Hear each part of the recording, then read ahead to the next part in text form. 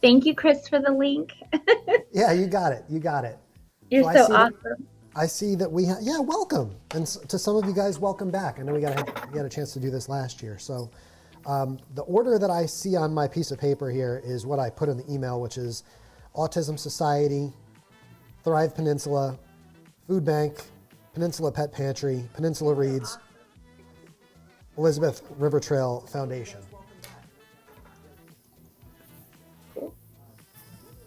And Chris, we're all going to be, like, after my segment, I'm still going to be on camera, right? I'd say after your individual segment, you're free to go. Oh, okay. I want to be respectful of everybody's time, you know? Thank you. That's great. Little echo there. Yeah, I understand you guys are all very busy today, and so I want to try and make this as simple as possible for everybody. If you want to stick around and listen, you're welcome to, for sure. So is this going to be, will it be recorded and, you know, somewhere where we can send people to later on to rewatch it, or? Yep. The streams are on facebook.com/PCF Virginia and youtube.com/Chris Strub, as well as some other places. So we can see it later? Yep. In a replay? Yep. Yes. Absolutely. So I'm going to come on first solo, and then I'll bring everybody else on here. Oh, just kidding. I'm going to bring everybody on together. What am I talking about?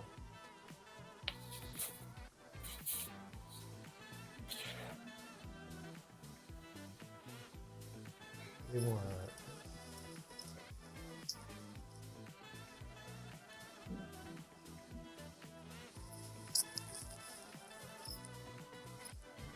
And you'll see how it all comes together.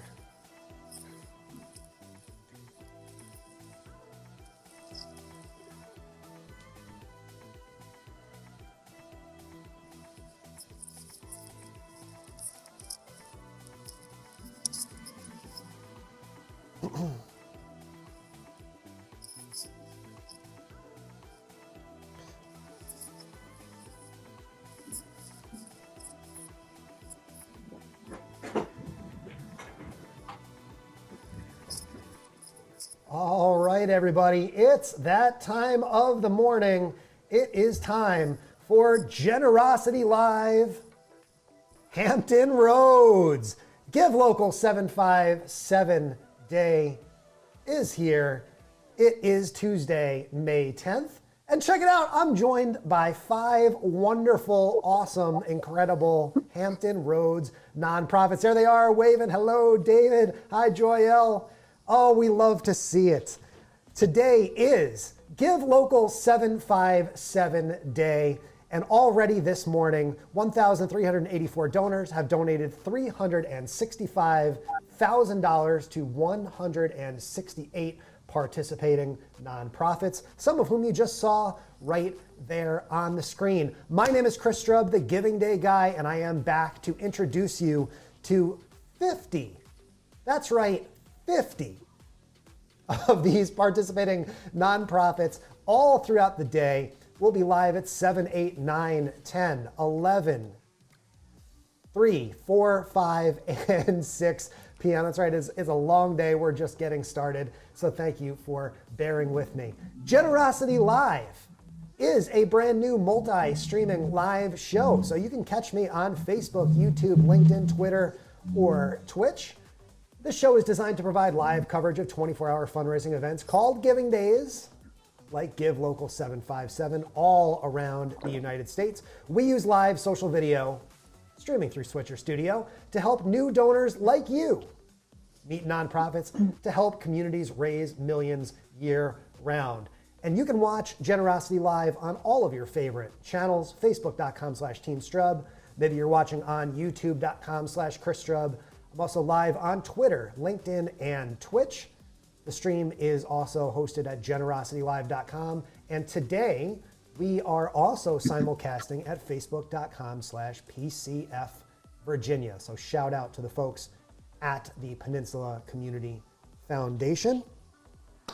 That's enough talking from me. I know you're here because you want to hear from some of these incredible nonprofits. But before we bring them on, make sure you hit that like button, hit that share button. That share button really, really helps to help us really get the word out to more folks today. As you can see, more than 1,390 donors already today, and we're going to watch that number climb as the morning and the evening continue on. Give Local 757 is a product of the PCF Virginia. It is a 24-hour event that has taken place every year since 2014. The second Tuesday of May. This is year number 9. And since its inception in 2014, Give Local 757 has had over 70,000 donors participate in the Giving Day. I will tell you more throughout the day about the different prizes, and we'll ask the nonprofits about the different prizes that they are pursuing and winning today. Most of those prizes in the amount of $757, but not all of them. We've got plenty of time to get into all this stuff, guys. Don't worry. There's so much to learn about Give Local 757. But the most important thing is that it is all about the nonprofits that you're going to meet today. I'm going to throw everybody back up on the screen one more time because they're so patiently waiting. Camera 7 is off right now. That's okay. There she is. She's back. You got to stay on your toes here. And so we are going to jump right in here in about 10 seconds with the Autism Society, Tidewater, Virginia. Give me 10 seconds to get her up on the screen. That is Nicole. So hang on 1 second. Watch this cool innovation. Here we go.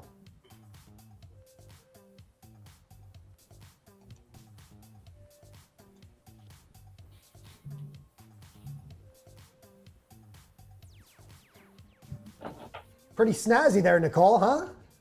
Very snazzy, Chris. You are definitely blowing my mind here with your streaming abilities. Thank you so much for having us. Yeah, and congratulations on being the very first nonprofit featured on Generosity Live, Hampton Roads today. Nicole, thank you for the kind words, and I want you to tell me all about Autism Society, Tidewater, Virginia.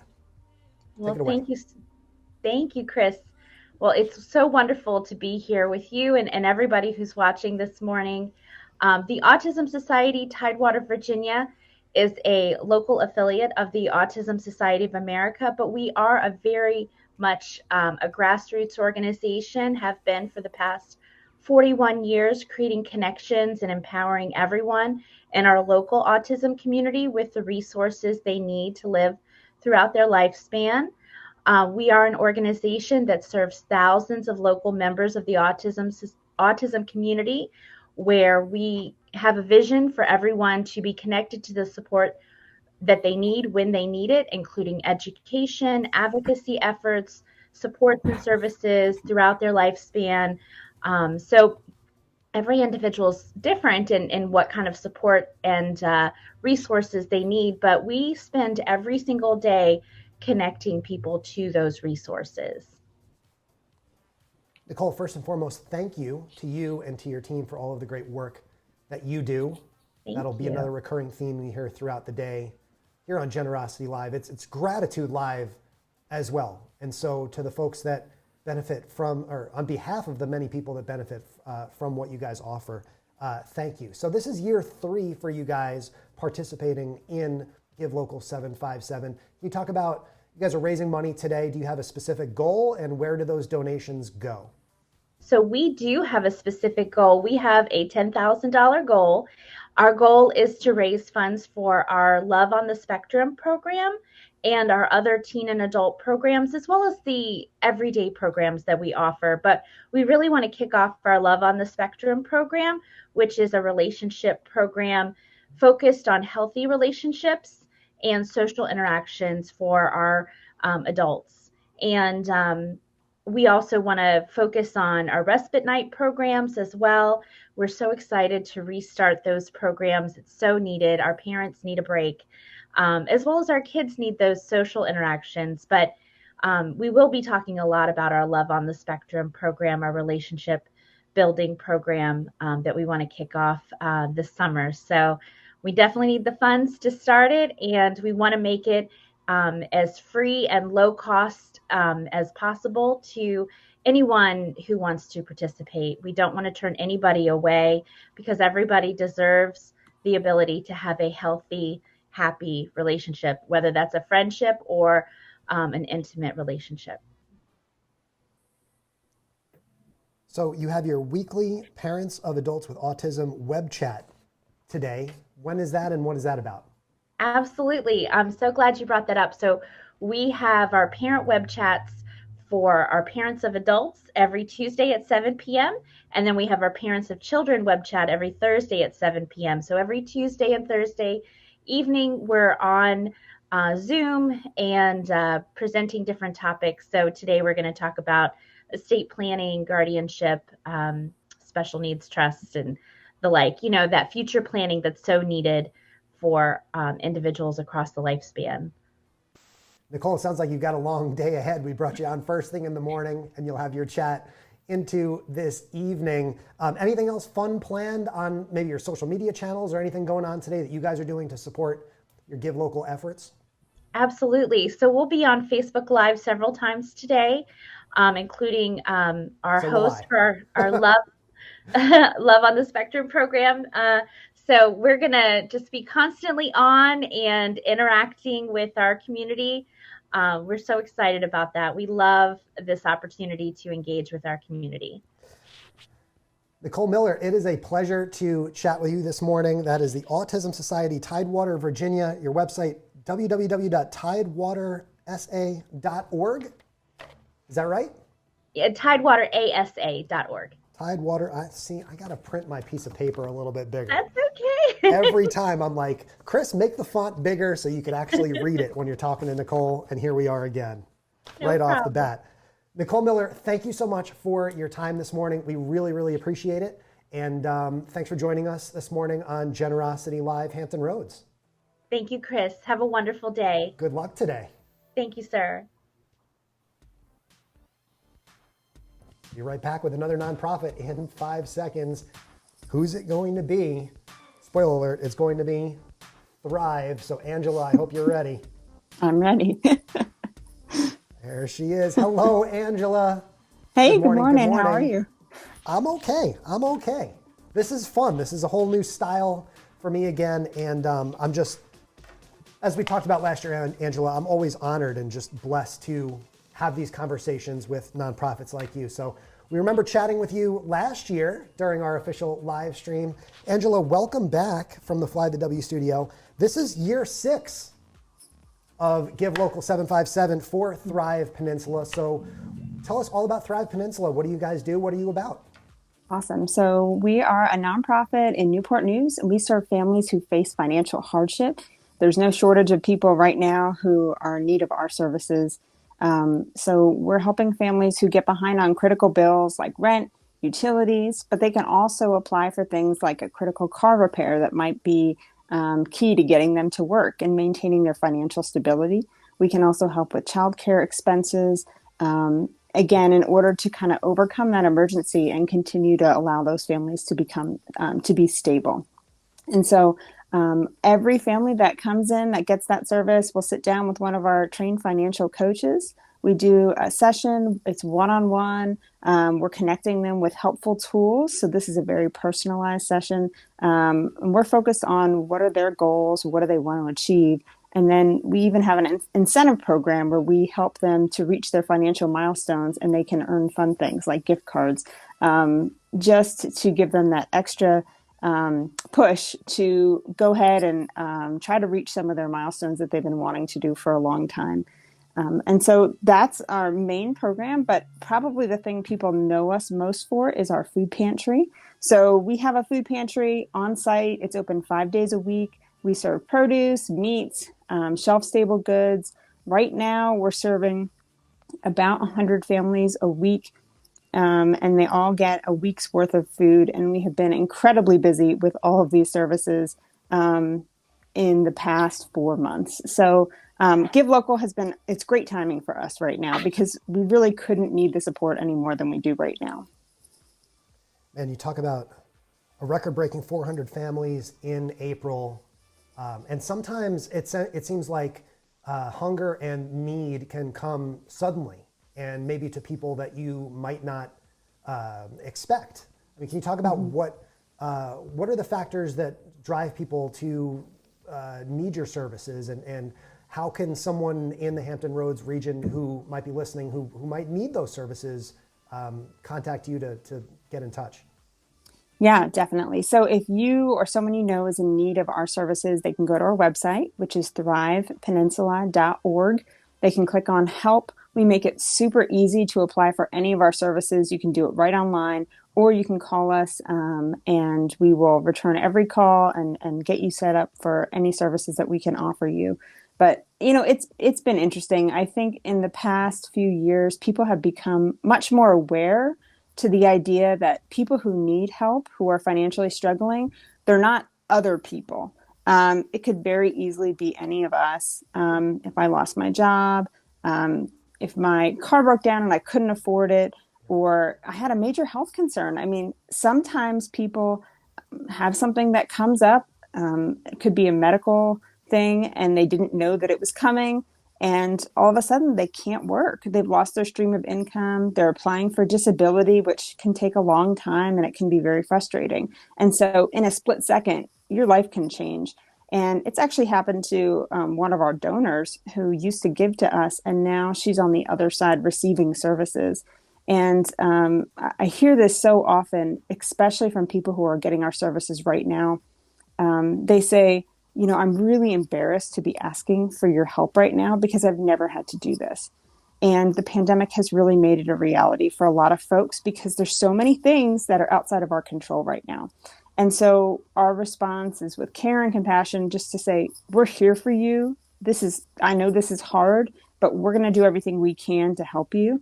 And, that's why we're here. And so I really think that people have become more attuned to the fact that financial instability can happen to any of us. And so I'm hopeful that more people will see that and recognize that there's such a big need for support services like ours.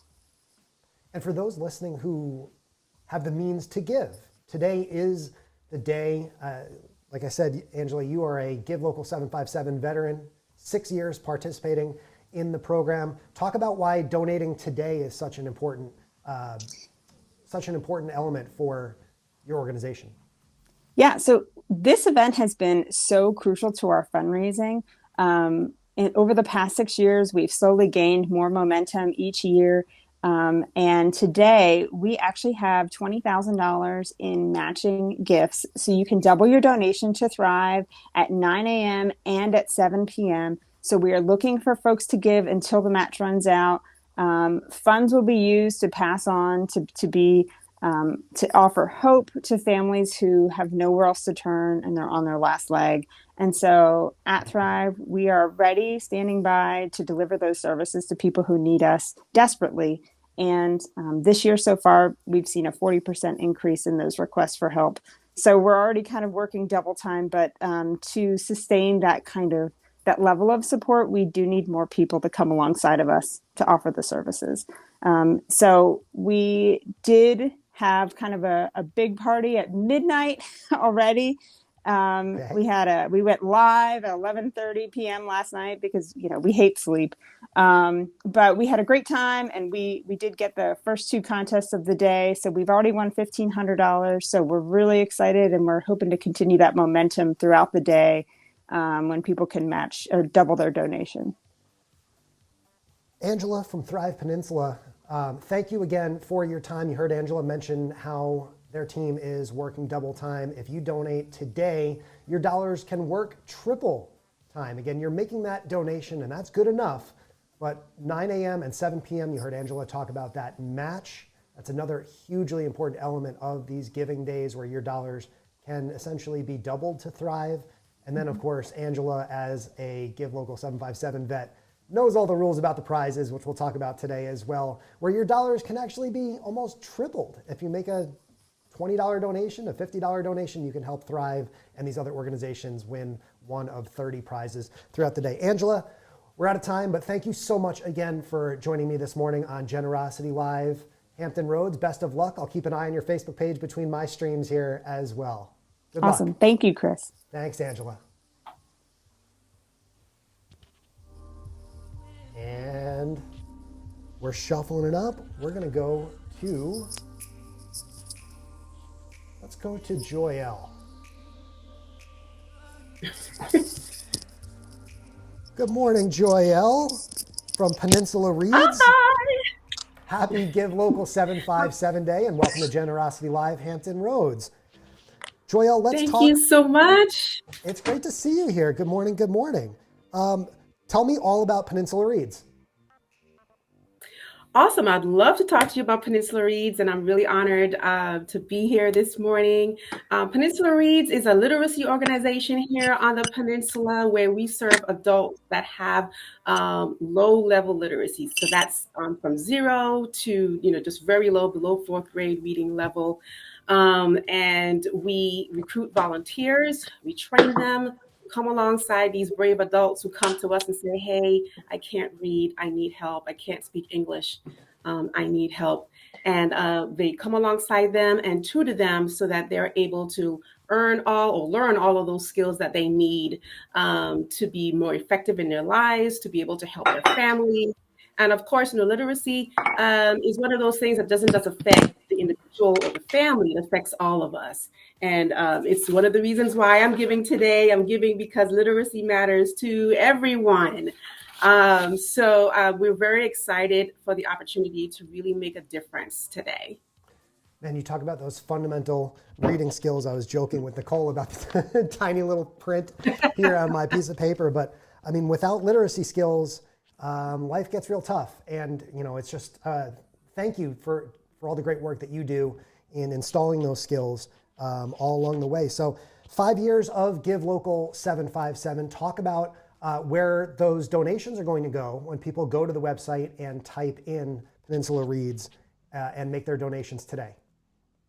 Absolutely. Those dollars are going to be very helpful in helping us not just to reach more learners, because here on the peninsula, it may seem a bit big, but there are over 30,000 individuals here on the peninsula that have low-level literacy. So that's about 12% of the greater population here on the peninsula. So what does that mean? It means that you have lower income levels, you have lower education levels, you have higher crime rates, you have lower property levels. This is why literacy matters to all of us. So what your dollar does is it allows us to be able to provide assistance to a learner who may be unable to afford it. So that helps. There is a small fee that we ask learners to give to Peninsula READS, but it's not a requirement. It's something that we ask them to invest in their own features. But as you can imagine, many of them are not able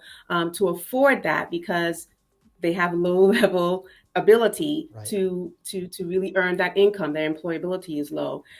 So being able to provide, Chromebooks and hotspots, just like this one, to those learners is a big deal. So those donor dollars are going to help us to be able to provide things like these Chromebooks, all of the materials that are needed. So $25 can help sponsor a learner for an entire year. $50 can help provide these things here, these Chromebooks, and train our tutors.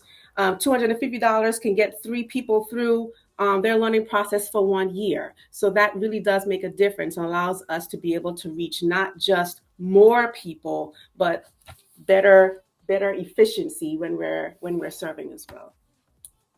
You're hearing it right here from Joyelle. $25, $50, or $250. Great donation levels to get in at with Peninsula READS. Joyelle, let me ask you this. Let's get personal here. What inspired you to get involved with Peninsula READS? I'm a product of educators. So okay. My mom's elementary, middle school. She's taught at all levels. My dad used to teach as well. And so they really instilled in us the importance of literacy, the importance of education. But when you have someone coming into your building and saying, I can't read street signs, I can't speak to my teachers, my child's teacher, because I don't know how to communicate with them. I can't help them with their homework. I can't get a better job or, raise on my job because I can't pass the certification exam because I can't read. These people are brave. They're brave to do that.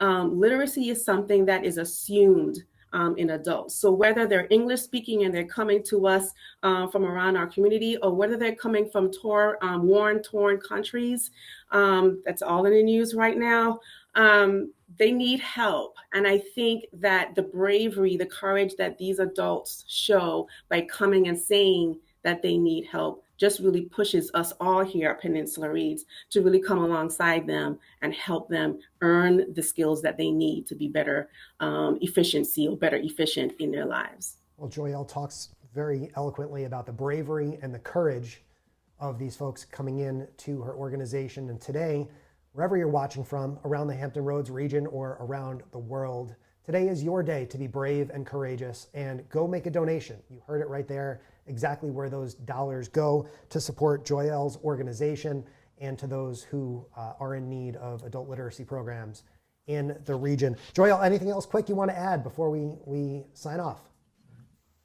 I do want to say that, okay, Thrive and Peninsula READS are going to be a little bit of a competition because we're going for 9 a.m. too on the coffee break. So we're going to ask all those donors to call in or give those donations between the 9 and 10 hours so that we can also be in the runnings for that $57 prize for the 9 a.m. hours. So love you, Thrive, but we're going to try to beat you today. I was going to put Angela back up on the screen. It looks like she has her camera off, but yeah, we love that. We love that sense of competition. I know Angela is smiling there at home as well. And that's really what it's all about today, is that sense of friendly competition and collaboration. We'll talk about those big themes throughout the day. Thank you again, Joyelle from Peninsula READS, for your participation. Best of luck during that 9 a.m. hour and all throughout Give Local 757. Thanks so much, Chris. All right, David, it's your time to shine, my friend. Here we go. Let's say hello to David Brandt. He is representing the Foodbank of Southeastern Virginia and the Eastern Shore. Good morning, David. Thanks for joining us on Generosity Live, Hampton Roads. Happy Give Local 757 Day. To you as well. Thank you for having us. David, thanks so much again for being here. I think everyone watching probably understands the basic concept of a food bank, but give it to me off the bat there. What exactly do you guys do at the food bank? Well, here at the Food Bank of Southeastern Virginia Eastern Shore, we have an enormous service area. It covers all of Southampton Roads. It covers the Eastern Shore from Cape Charles all the way up to the Delaware line, and Western Tidewater. That includes Sussex and Southampton counties, Franklin, Isle of Wight.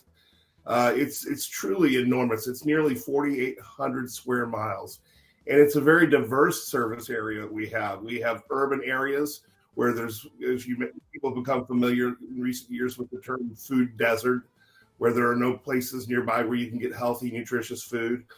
Same goes for the rural areas where there's very few options other than dollar stores and things like that, and convenience stores. So, we're trying to fill that gap, and we've been impacted greatly, as just about every organization has, by COVID. Of course, anytime you have a society-wide crisis, the economically disadvantaged are going to suffer the most. And they're going to be the slowest to rebound. And while the COVID numbers have been going down, the supply chain issues continue to exacerbate the problem. And that's what we've experienced. The need is great, and our ability to service these people, to take care of these people, has been really challenged by these supply chain issues. Last year we had a record nearly 20 million pounds of food we distributed. And this year we're struggling to maintain because it's very difficult to get product. Items that we used to purchase and have within a few weeks are now taking a few months to get here. So it's been a real challenge, and we've had to buy a lot more food than we used to. As you know, you've been to the grocery store. We all have. We've seen these shelves that are intermittently full, empty, full, empty. It's been a challenge for retailers to keep their shelves filled. So guess what? If they can't get enough food on their shelves, they don't have anything left to give to us like they have so generously through the years. So we've had to go out onto the open market and purchase food. And that's been a tremendous challenge for us, because whereas a couple of years ago we spent $1 million of money buying food, this year we're trending towards $5 million. Oh. And so, David, one thing I've learned in speaking to a lot of different food banks around the country, there's about 200 other nonprofits participating in Give Local 757. Does the work that you do support other nonprofits in the region as well? Well, one thing that people don't realize about Foodbank is twofold. Much of the work we do is done through partner agencies. We have about 168 of them. And of the 19.1 million pounds of food we did last year, 16.8 were distributed through partner agencies. These could be community action organizations like the Judeo-Christian Outreach Center, or it could be churches like the Gathering at Scott Memorial in Virginia Beach, or the Eastern Shore Community Chapel, Eastern Shore Chapel rather, Episcopal Church, or the Wesley Community Center in Portsmouth. So, I mean, these organizations are doing vital work, and they're starting to mimic what we've been doing, which is to attack the root causes of food insecurity. You know, what causes a person to be food insecure? So we've been working with other nonprofits to go ahead and address things like financial literacy, workforce development, things like that. David, I want to ask you here, $40,000 match from Kroger to help boost donations today. Talk about how important that match is to what you guys are doing, and how that means that a donor's dollars can go further. Absolutely. We are extremely grateful to Kroger. They have been a wonderful partner for many years now. And we like any organization, nonprofit, we couldn't do it without our donors. And our donors have never been more important. There's two things that fuel the food bank. One is three things: money, product, and volunteers. And we need all three to make it work. And it's been a challenge. I tell you, I work with some extraordinarily dedicated people who are really committed to the job and to the mission, should I say. And, they all play a part in helping us. It's truly miraculous what we've been able to accomplish, being somewhat hamstrung by the resources available to us. But never before have we needed, the donations of food are great, and we definitely need them. It's getting so hard for us to get the most basic staple items like pasta, spaghetti sauce, rice, those basic staples, and they're getting harder and harder to get hold of. And the way you get hold of them is with money. And, we have to compete now more so than ever to get those items. So donations to foodbankonline.org. That's foodbankonline.org. Can go a long way. $10 will help us to buy $60 worth of groceries. It costs about 73 cents a meal for us to go ahead and provide a nourishing sustenance to someone. David, I want to say thank you so much. I'm sorry we're running out of time. I honestly feel like with each one of you guys that I've spoken to this morning, I could fill an entire hour with conversation. Unfortunately, we have so many great nonprofits lined up here to talk to. We have to cut things short there, but facebook.com/foodbankseva is where you can connect with these guys on social media. David, thank you again so much for your time and for the great work that you guys do in the Hampton Roads region. Thank you. We mentioned those partnerships, and what you guys do powers so many other organizations, many of which we'll actually hear from later on today. So we really appreciate your great work, and best of luck today fulfilling that match. Go make your donations now, givelocal757.org. David, thank you again for your time, my man. Great to meet you. Thank you. And we've got one more nonprofit here in the waiting room. It's a new Give Local 757 nonprofit. This is the Elizabeth River Trail Foundation. Should have given myself 15 seconds on the countdown to press the buttons there. Good morning, Kendra. Good nice morning. To meet you. Thank you for being here. And Kendra, before we get going, actually, I've got a video to play from the organization. Let's take a peek at that so that I can ask you all about what we see there, okay? We're creating a world-class asset that is a source of local pride right here in your neighborhood. A luminous path, 800 feet long and 12 feet wide, wrapping around the ball fields here at Jeff Robertson Park. We have found the perfect glow-in-the-dark aggregate. This glowstone will absorb natural sunlight all day and emit a soft glow for 6 to 8 hours after sunset. We need your help to glow. By supporting the Glow line, you're eligible for some stellar prize packages, as well as our glowing affection. So subscribe to our newsletter and follow our social media. It's time to get this trail glowing. We can't wait to see this Glow line illuminated. It's a shining addition to the city of Norfolk, adding just a little bit of magic in the middle of one of our beautiful parks. It's glow time.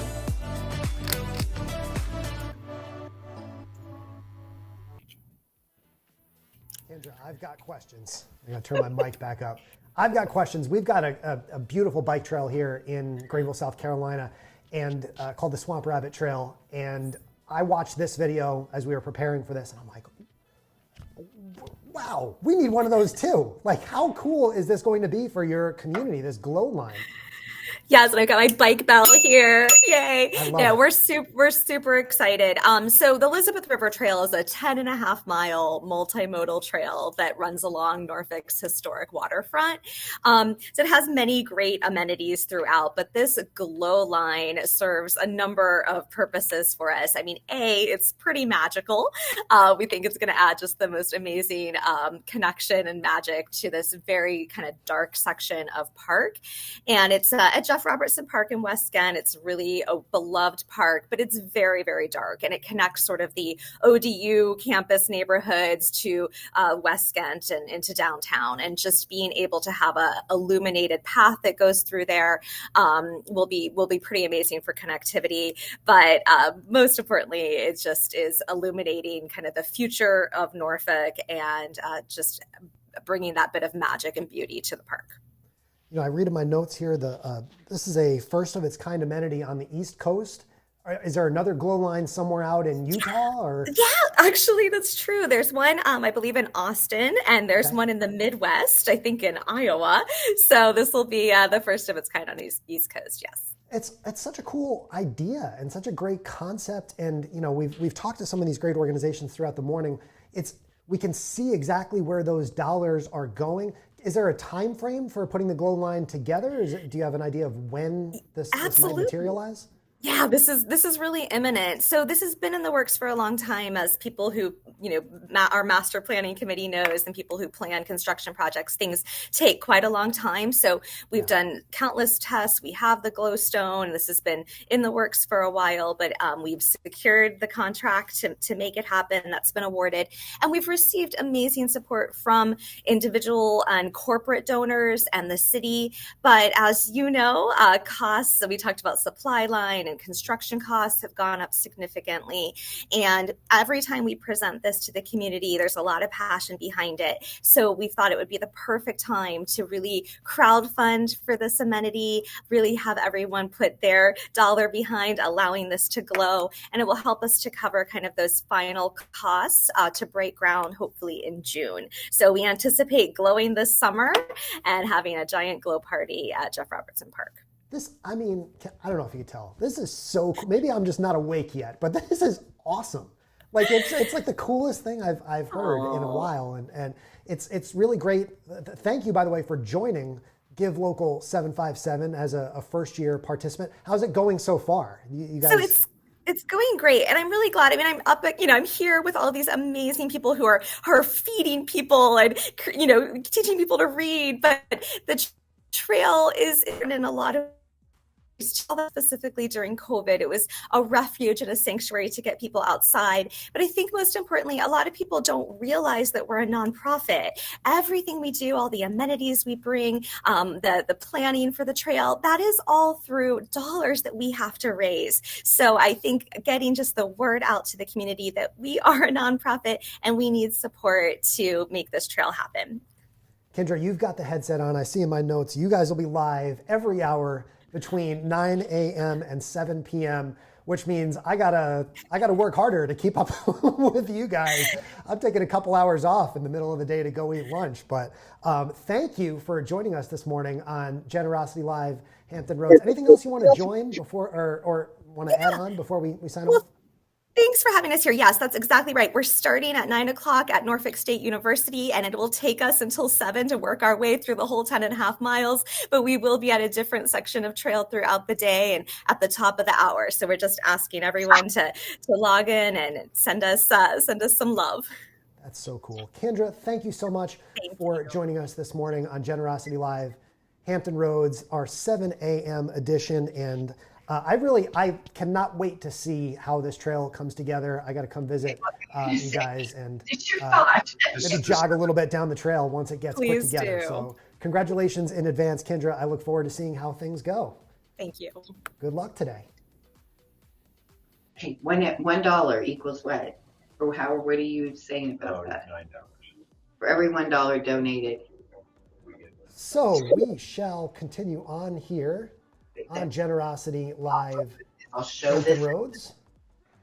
He's Sounds switching. like we've got our next groups coming in there. You can hear some background talk as we get moving. This will be a day-long celebration here as we move forward with Generosity Live Hampton Roads and Give Local 757. You can see the number there down the bottom part of the screen here.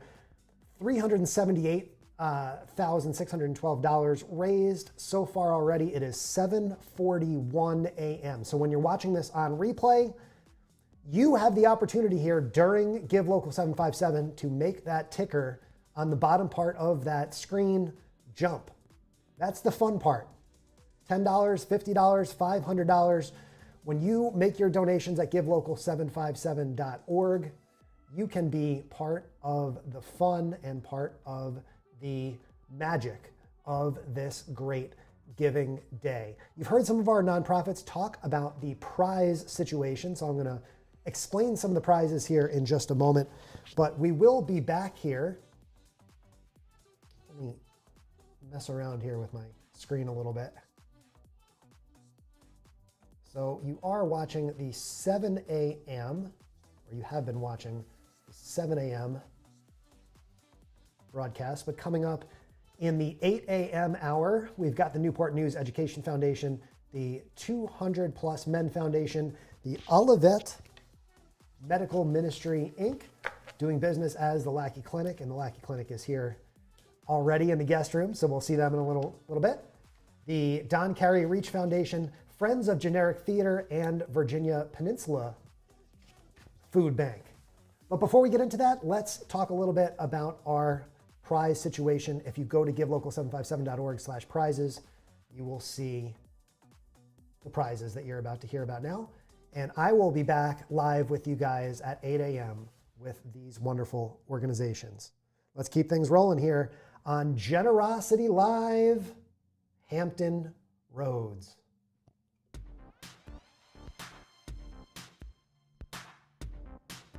Prizes are a critical element of every giving day, especially Give Local 757. There are 30 different prizes available for nonprofits to win during Give Local 757 2022. Each prize has different criteria, which are listed at givelocal757.org/prizes. Most of the prizes are available in the amount of $757, but as you'll see, the grand prizes will see a $10,000 pool divided among the top 3 nonprofits. Let's take a look at the prize rules. The Bank of America grand prizes. First place, $5,000 awarded to the nonprofit who receives the highest number of unique donors between midnight and midnight on May 10th. Second place, $3,000 awarded to the second highest number of unique donors. And third place is $2,000 awarded to the nonprofit with the third highest number of unique donors. The PCF Show the Partner Love Challenge. $757 awarded to the organization with the highest number of selfies taken in front of partner businesses through May 10th. To To qualify, selfie video and picture must include business signage, and the post must include tags of business and the nonprofit with hashtag GiveLocal757, hashtag 757partnerlove. The HRCF 100% Board Giving Challenge. Get every member of your board to make a donation and receive an entry into a drawing to win $757. To enter, email Tammy a list of board members with the challenge name in the subject no later than last week. Hope you did it. The Centera New Donor Challenge is $757 awarded to the nonprofit that receives the highest number of new donors. The LFCU 50/50 Early Bird Challenge is $757 awarded to the first organization to receive 50 unique donors of $50 or more after midnight on May 10th. The LFCU 50/50 Early Bird Challenge is also $757 awarded to the second organization to receive 50 unique donors of $50 or more after midnight on May 10th.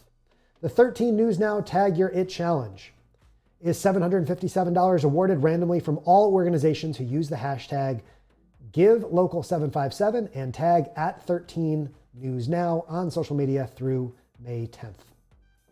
The Nifty 50 Challenge, always my favorite prize, is awarded to the nonprofit that receives donations from the most U.S. states. The Fundraiser Champion Challenge is awarded to the nonprofit with the highest number of fundraiser champions. To qualify, campaigns must have a minimum of 10 donors. The Notable Newcomer Challenge is awarded to the organization that is a first-time participant in Give Local 757 and receives the highest number of unique donors. The Selfies for Good Challenge is $757 awarded to a random nonprofit chosen from nonprofits who post, quote, selfies for good on social media from now through the end of the day using the hashtags GiveLocal757 and hashtag GL757selfie. The Spread the Fundraiser Challenge is $757 awarded to a random nonprofit chosen from posts sharing a campaign fundraiser link with the hashtags GiveLocal757 and hashtag SpreadTheFundraiser. The Live Streaming Challenge, okay, I lied, this is my favorite prize of the day. $757 awarded to a random nonprofit chosen from all nonprofits who host a live event on social media today, May 10th, using the hashtags GiveLocal757 and hashtag GL757Live. To enter, you must send a screenshot of your live event to pcfvirginia@gmail.com before midnight tomorrow, May 11th, with the challenge name in the subject. Then we have our time-sensitive prize. Each one of these prizes will be awarded to the organization that receives the highest number of unique donors during this time frame. The Midnight Madness prize is $757 between midnight and 1 a.m. The Rise and Shine prize between 6 and 7 a.m. The Early Commute prize between 7 and 8 a.m. The Get Up and Give prize between 8 and 9 a.m. The Coffee Break prize between 9 and 10 a.m. The Post Rush Hour prize between 10 and 11 a.m. The Lucky 11 prize between 11 a.m. and 12 p.m. Then we have the Halfway There fundraiser prize, awarded to the organization that has received the highest number of unique donors from fundraiser campaigns as of noon. From 12 p.m. to 1 p.m., we have the Lunch Break prize, awarded to the organization that receives the highest number of unique donors between 12 and 1. We have the Afternoon Sprint prize, $757, to the organization that receives the highest number of unique donors between 2 and 3 p.m. We have the Happy Hour prize. That's the most unique donors between 4 and 6 p.m. We have the 7th Inning Stretch prize between 6 and 7 p.m.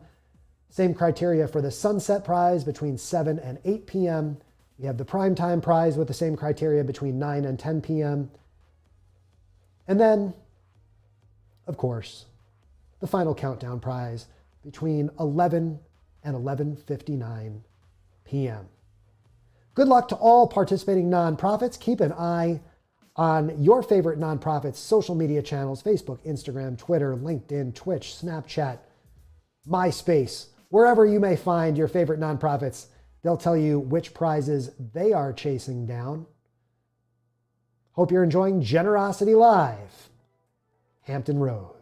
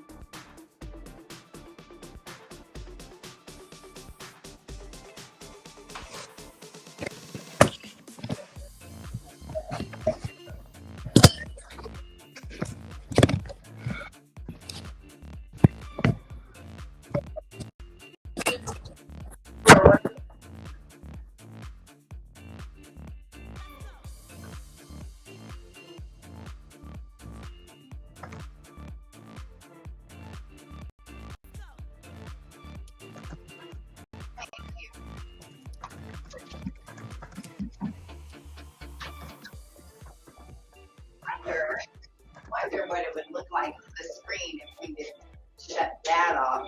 Oh, yeah. Otherwise, we're... Hello? Yeah. Jimmy, can you hear me? Yes, I can. All right, Jimmy. Sounds good. Sherman McDaniel, can you hear me? Yeah, I think that's better. I think cutting one of them is better. Sherman from Theater, can you hear me? This one. Do you want it like that? Maybe, because you can see the... Yeah, that's fine. Maybe her mic is muted. John Carey, can you hear me? He's asking everybody if you can hear it. Yes, yes. We We're do it. muted. He doesn't ask you for Lackey. That's a great idea. Whoever thought about bringing in that? I think I definitely cut the back one. Well, because I thought you couldn't do the Lackey sign as well then, and that's what we want to show. Oh, okay. I mean, Hey, Donna, it shows me what that looks like. Yeah, I can hear him. we're going to do it all. Are we ready to do it? Good morning. Good morning. Sherman, can you hear me? Okay. Awesome. What time? Maybe we should go around the front because I can't hear him very well. I have Oh, wait, right. so I have music playing and my mic is a little low, but we'll crank it up in a minute. Donna. Is he on? We are in the in-between period here. I'm not 9 to 10. Oh, okay. Okay. So we've got 5 minutes. I know Jimmy can hear me. Chris, the giving guy. Yeah, I can hear you. Okay. So I got Donna, I got Jimmy. Don, Carey, can you hear me? Yes, I can. Okay, perfect. I can see you. Sherman, can you hear me or do you have me muted? I sure can. Okay, Sherman's there. Perfect. Larry, where are you standing? And then Lackey Clinic, I see a wide shot there for you guys. Can you hear me? Yes, I can hear you. Okay, perfect. Great. So that'll be our 5 for the 8 a.m. hour. So you guys are all here. You're in the right place.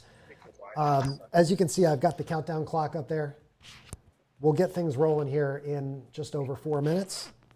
But you guys are all in good shape. Chris, are we going in and out? We're not sure about our connection. Is that Donna? Yes. It's a little wiggly. It's a little wiggly. It looks like maybe because you're moving the camera. I could see you a little better when you were staying in one place. All right. How about right now? Sorry, no. Yeah. Yeah. Okay. You're good. I think what's most important, Donna, is that we can hear you. If the picture gets a little wiggly, that's all right. As long as we can hear you, you're good.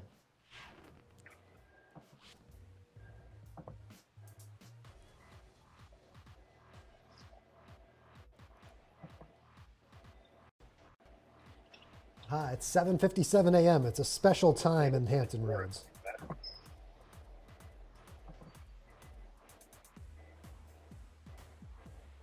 Thank you guys for being here, for taking the time.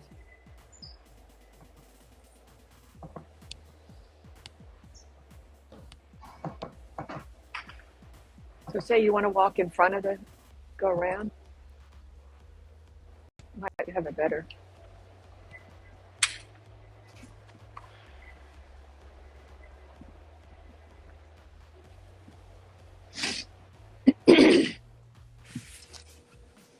There's the Wi-Fi.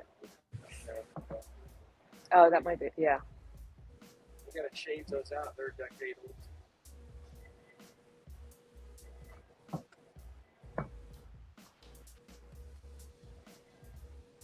It says it's losing connection.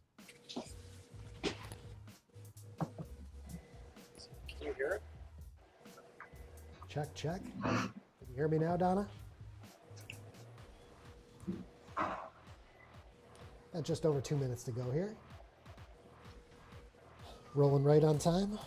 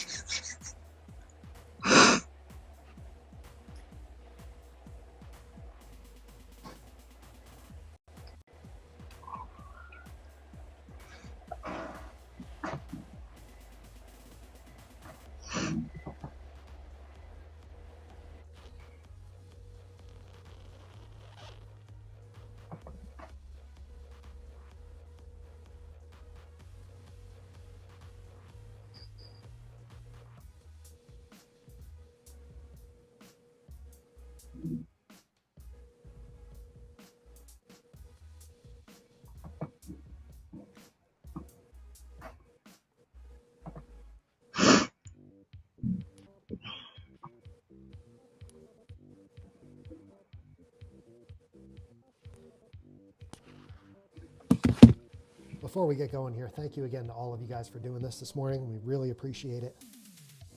The stream is live on all the different channels, so it looks like we lost Donna. The stream is live on all our different channels, so if you guys wanted to hit that share button when you're up, you can do that. The stream will be available to watch on replay. I have 1 minute. He said hit the share button. Is there a share button? I mean the share button on Facebook if you're watching, if you're tuning in, not on the stream. Oh, yeah.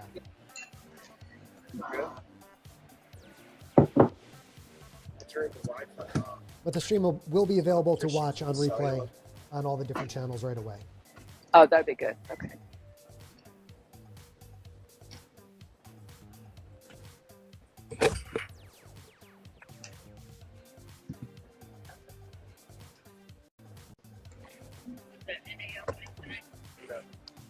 Give local 757. Ready? I think I'm number 4.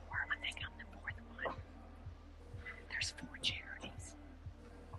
5 minutes each. They're at 1.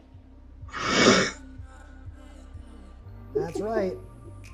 It is time for Generosity Live Hampton Roads to resume. This is the 8 a.m. hour. My name is Chris Strub, the Giving Day guy. You're tuning in live from the Fly the W studio here in downtown Greenville, South Carolina. It is 8 a.m. in the Hampton Roads region. And look at that, we've got 5 awesome nonprofits here. I'm pointing the wrong direction again here. There's our 5 awesome nonprofits lined up, ready to rock and roll. I can't wait to hear more about their stories here in just a moment. But before we bring each of these wonderful folks on, again, you are watching Generosity Live Hampton Roads. This is a live streamed show powered by Switcher Studio and Restream to all our different channels with all these different live guest graphics, music, sound, all that fun stuff. We use social video to help new donors meet nonprofits, to help communities like the Hampton Roads region raise millions of dollars year round. And we are well on our way to that first $1 million. We had a big jump there during our little interim break there. $586,000 raised now for 174 participating organizations from 1,632 donors. But we want to see that number climb. We produced this video so that you can grab your phone, grab your tablet, jump on your computer, go to givelocal757.org to make those donations right now and add to that number. And we'll keep an eye on it as we go surpass $1 million and hopefully surpass, should I say it, Tammy? Hopefully surpass that $2 million mark at some point tonight. And we're all here today to support these great nonprofit organizations. Let's get everyone back up on the screen just for one more moment so you can see who we've got coming up this hour. There they are in the flesh. And here is the list of these folks. Let's read them off here so that you can see exactly who we're speaking to. So that was last hour. Hour number 2 is the Newport News Education Foundation. Actually, they're not here, sorry. The 200 Plus Men Foundation, the Lackey Clinic, we've got Don Carey REECH Foundation, Friends of Generic Theater, and Virginia Peninsula Foodbank will all be joining us here during this hour. So in about 10 seconds, Jimmy, get ready. You will be the first one up here once I get everyone on the screen. Time to rock and roll. Here we go. Generosity Live, Hampton Roads begins in 5 seconds.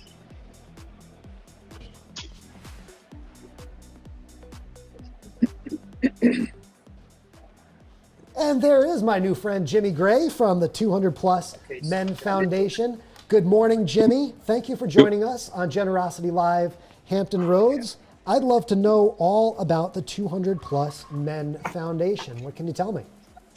Well, good. And thank you so much for inviting me to join you this morning. This is the first time that the 200 Plus Men Foundation and the Hampton Roads Committee of 200 Plus Men have participated in Give Local 757. Honored to join these other great nonprofits that are here with me this morning that I know are doing some wonderful work. The 200 Plus Men Foundation, our organization was started about 25 years ago with a group of men in Hampton Roads, in the Hampton Roads Committee, who came together to honor the new president at the Norfolk State University in 1997. And from that, the men decided to stay together to because they thought collectively they could do some good in the community. And since that time, we've been blessed to present a number of initiatives in the Hampton Roads Committee, one of which is the 200 plus Scholars Breakfast. And that event honors all of the African-American high school seniors who are graduating from Hampton Roads public and private schools with a 3.0 or better GPA. And this Saturday at the Virginia Beach Convention Center, we will host the 24th Scholars Breakfast. We've received the names of 766 African-American males from Hampton Roads schools, and they will be honored in a special event this weekend. And so today we are raising funds to support the scholarships that we award to some of those students who are honored at the event this Saturday. Our speaker is John Charles Thomas, former Supreme Court Justice in Virginia, and the event is nearly sold out with almost 1,300 seats, and so we're really pleased with the response that we received this year. Hey, Jimmy, can you tell me a story? I want you to pick a young man whose life has been impacted by the work that you guys do, and tell us a story about that individual. Well, one of the young men that I can speak about is Ryan Hyman, who is a member of our mentoring program, and he is a senior this year at Maury High School, a great young man who has been with our Scholars Academy for 4 years now. And many of the students who benefit from the mentoring of the men who are part of 200 plus men, really impart some great wisdom on the young men and expose them to a lot of the great things. And so Ryan will be featured this Saturday. He will be a part of the program, and we're really proud of his accomplishments, not only academically, but what he's been doing in the community to help support Hampton Roads. Well, shout out to Ryan. It sounds like it's going to be a great event coming up this Saturday. Hey, it's your first year participating in Give Local 757. Did you guys set a goal for today? We did. Our goal is $10,000. We award 10 $1,000 scholarships at the breakfast, and it is awarded to students on a needs basis. Many of these students are heading to college, and college is an expensive proposition these days. And so our scholarship, which is named in honor of our founding president, George C. Crawley. And so our George C. Crawley scholarship is presented to 10 young men who are going to college, and the purpose of that the scholarship is to help these young men with the expenses associated with entering college, dorm fees, deposits, book fees, and those kinds of things. So we know that there are a lot of needs out there, and we're raising money today to support the scholarships for those students that are heading off to college this year after they graduate. Jimmy, I want to say thank you, first and foremost, for the great work that you and your team do. Sounds like a great organization to support today during Give Local 757. So you can go to givelocal757.org, type in the 200 Plus Men Foundation, and learn more about the organization. Let me make sure I'm getting this right, because I got my printout here with very small type.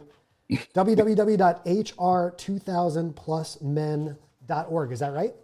That's correct. And we would appreciate all support that we can get in honor of the young men who are graduating from Hampton Roads public and private schools this year.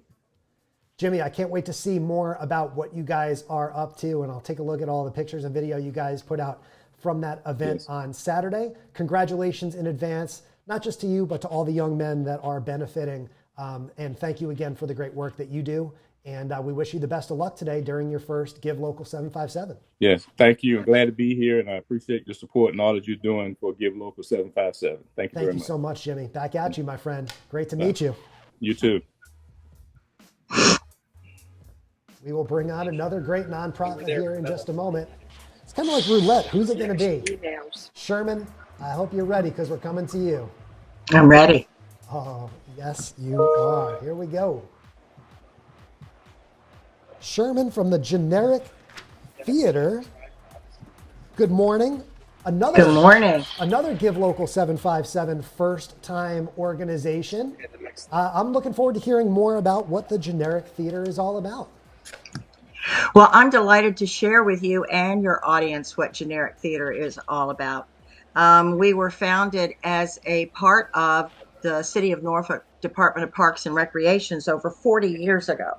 And we began with some significant and substantial financial support from the city of Norfolk. They paid salary to our original artistic director, and were generous in providing us performance and workspace. The goal of Generic Theater and our mission is to bring quality theater into the community and encourage community engagement in every aspect, from before, in front of the stage, on stage, and backstage. It helps us to bring quality theater to the underserved community throughout the city. And we've had a great relationship with the city, but we've been bounced from pillar to post over the last 40 years. And when the Chrysler undergoes its renovations, we will be homeless. And our executive committee and our board of directors figured that at the ripe old age of 41, we probably should have our own home. And so we are aggressively pursuing fundraising to allow us to purchase our own space that has parking, that will allow our patrons to have a pleasant, enjoyable experience when they come. But also we want to use that space to revive some of the neighborhood-focused programs that we used to offer, such as our new plays for Dog Days that solicits original scripts from Norfolk residents that we can stage for the first time, and expose our playwrights to the community and expose the community to those playwrights.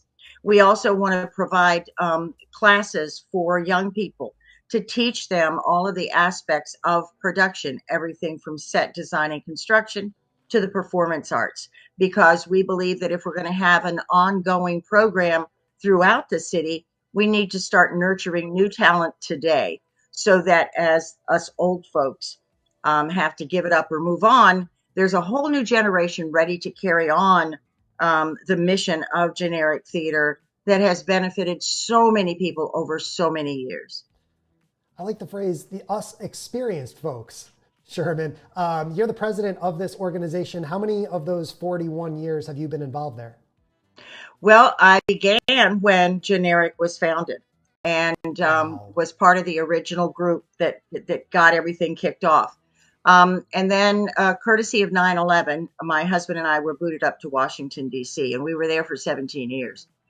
When I came home, I, of course, immediately got back in touch with Generic to see how things were going, and I was a little bit distressed to see how the funding overall had fallen, and the location that we were working from then is a very small little black box theater underneath Chrysler Hall. So our patrons feel like they're going into a dungeon or a tunnel because we're literally in the basement underneath in the basement of the parking garage. So it's not a very welcoming, open place to be. So that's when we started talking about perhaps looking for a new location. And then we were notified that when the Chrysler is undergoing renovation, we will not have a home. So that's given us impetus to get serious about raising funds. And we're talking about a lot of money. We're looking to try and raise in the neighborhood of $3 million. We estimate that's what it's going to cost us to purchase a property that is ours, that we can never be booted from again, provide parking, and the funds necessary to renovate and or restore the property to be a functioning theater. So we're looking for a lot of money in a short period of time. Now, we've done a great job. When I became president, we had $172 in the bank. As of today, we're up to $16,000. So we're doing well, but we sure need a lot of help. Sherman, I got to say thank you for coming on and sharing your story. You know, I think $3 million is going to be a bit adventurous maybe for our Give Local 757 efforts today. But, you know, when you have the determination and the passion to come on and share your story in different ways, you never know where a bit of video like this can end up. And to the benefactors who are listening and watching and hearing directly from Sherman here, the passion and the great history behind the theater, sometimes those moments can really mean 4, 5, 6 figure checks coming in when people really hear that passion. So Sherman, I want to say thank you for taking the time this morning to come on and share your story. Where can people go? I know the answer, so this is a loaded question, but where can people go to learn more about what you guys are up to? Visit our website, generictheater.org. generictheater.org. Sherman McDaniel, thank you so much again for taking some time early this morning, and I really do wish you the best of luck. I'd love to come check out the new Generic Theater once you guys successfully raise that money and get that. We can't wait to have you. It's going to be glorious. It's going to be glorious. I'll be there. Play it. Mark the tape here, Sherman. I would love to be there. I got to go for a walk on the on the Glow Line Trail that we heard about in the first hour and end up at the theater. Thank you so much, Sherman. And we will be back in 10 seconds with our next nonprofit. All right, Don, buckle up. Here we go.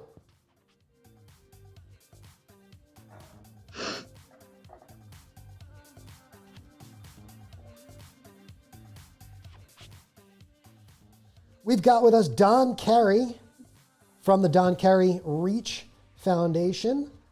Don, good morning. Thanks for joining Generosity Live Hampton Roads today, and happy Give Local 757 Day. Well, good morning to you. Thank you all for your grace and generosity and allowing us to talk about our foundation today.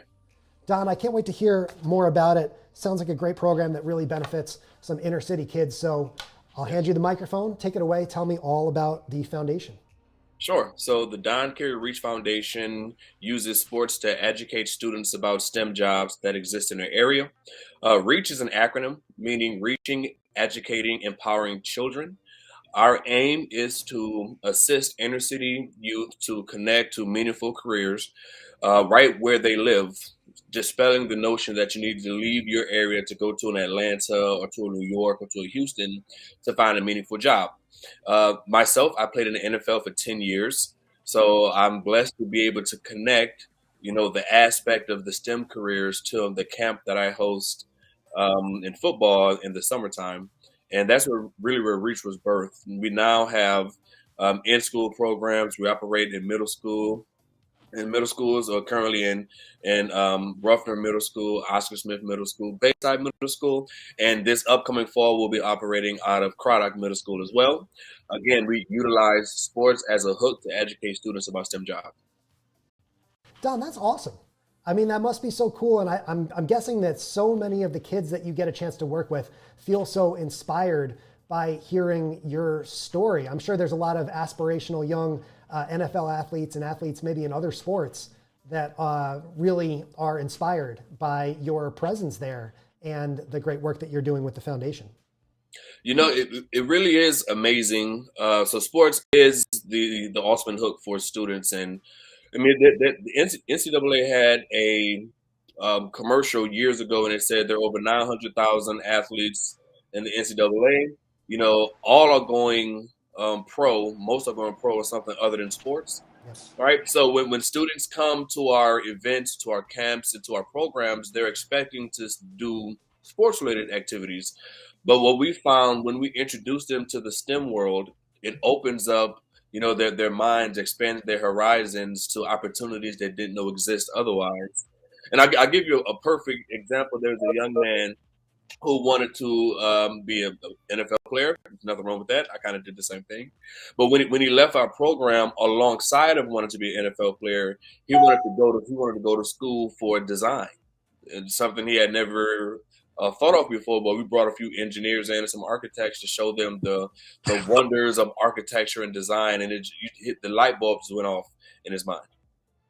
Do you feel like that's part of your responsibility as someone who's been blessed with that extended, and as many people might know, the average NFL career is not 10 years. So it's about 2 years.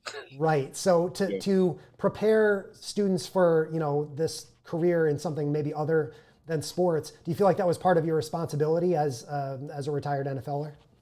I do. And honestly, that is something that someone sold into me when I was young. Like most students, when I was 7, 8, 9 years old, I wanted to make it to the NFL. There was no such thing as a plan B. But when I was exposed to different areas. For myself, I was exposed to architecture, so I gave the architectural example when I was in high school, and the light bulb went off. I'm like, man, if I don't make it to the NFL, I would love to do this.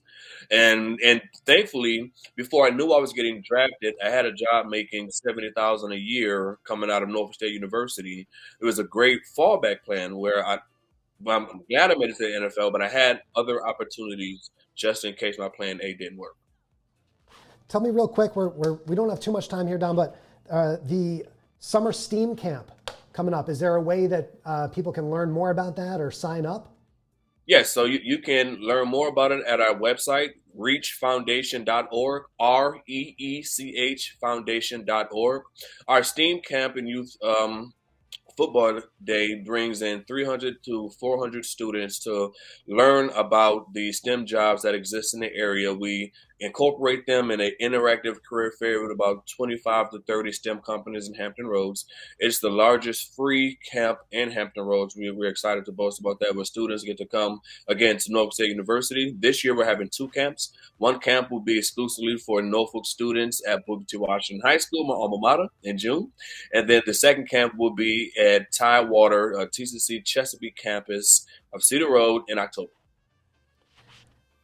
Don, thank you so much for your time today. It's humbling to get a chance to chat with an NFL alum, and more importantly, a man who has taken those talents and taken your skills and applied them in a way like this. You know, sometimes we hear about these inspiring individuals coming out of the NFL, and you, sir, are definitely one of them. So thank you for the great work that you're doing in the Hampton Roads region to benefit so many kids. Yes, sir. And who knows, maybe we'll see some of them on the field out there in some years down the line. Very possible. Very possible. Well, thank you for having us. You have a blessed day. Don, it was my pleasure, my friend. Thank you so much.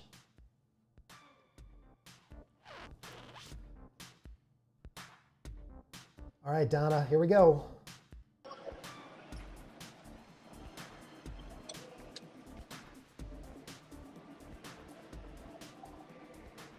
All right, Generosity Live, Hampton Roads. Our 8 a.m. hour continues with a big one here. This is the 8th year participating in Give Local 757 for the Virginia Peninsula Foodbank.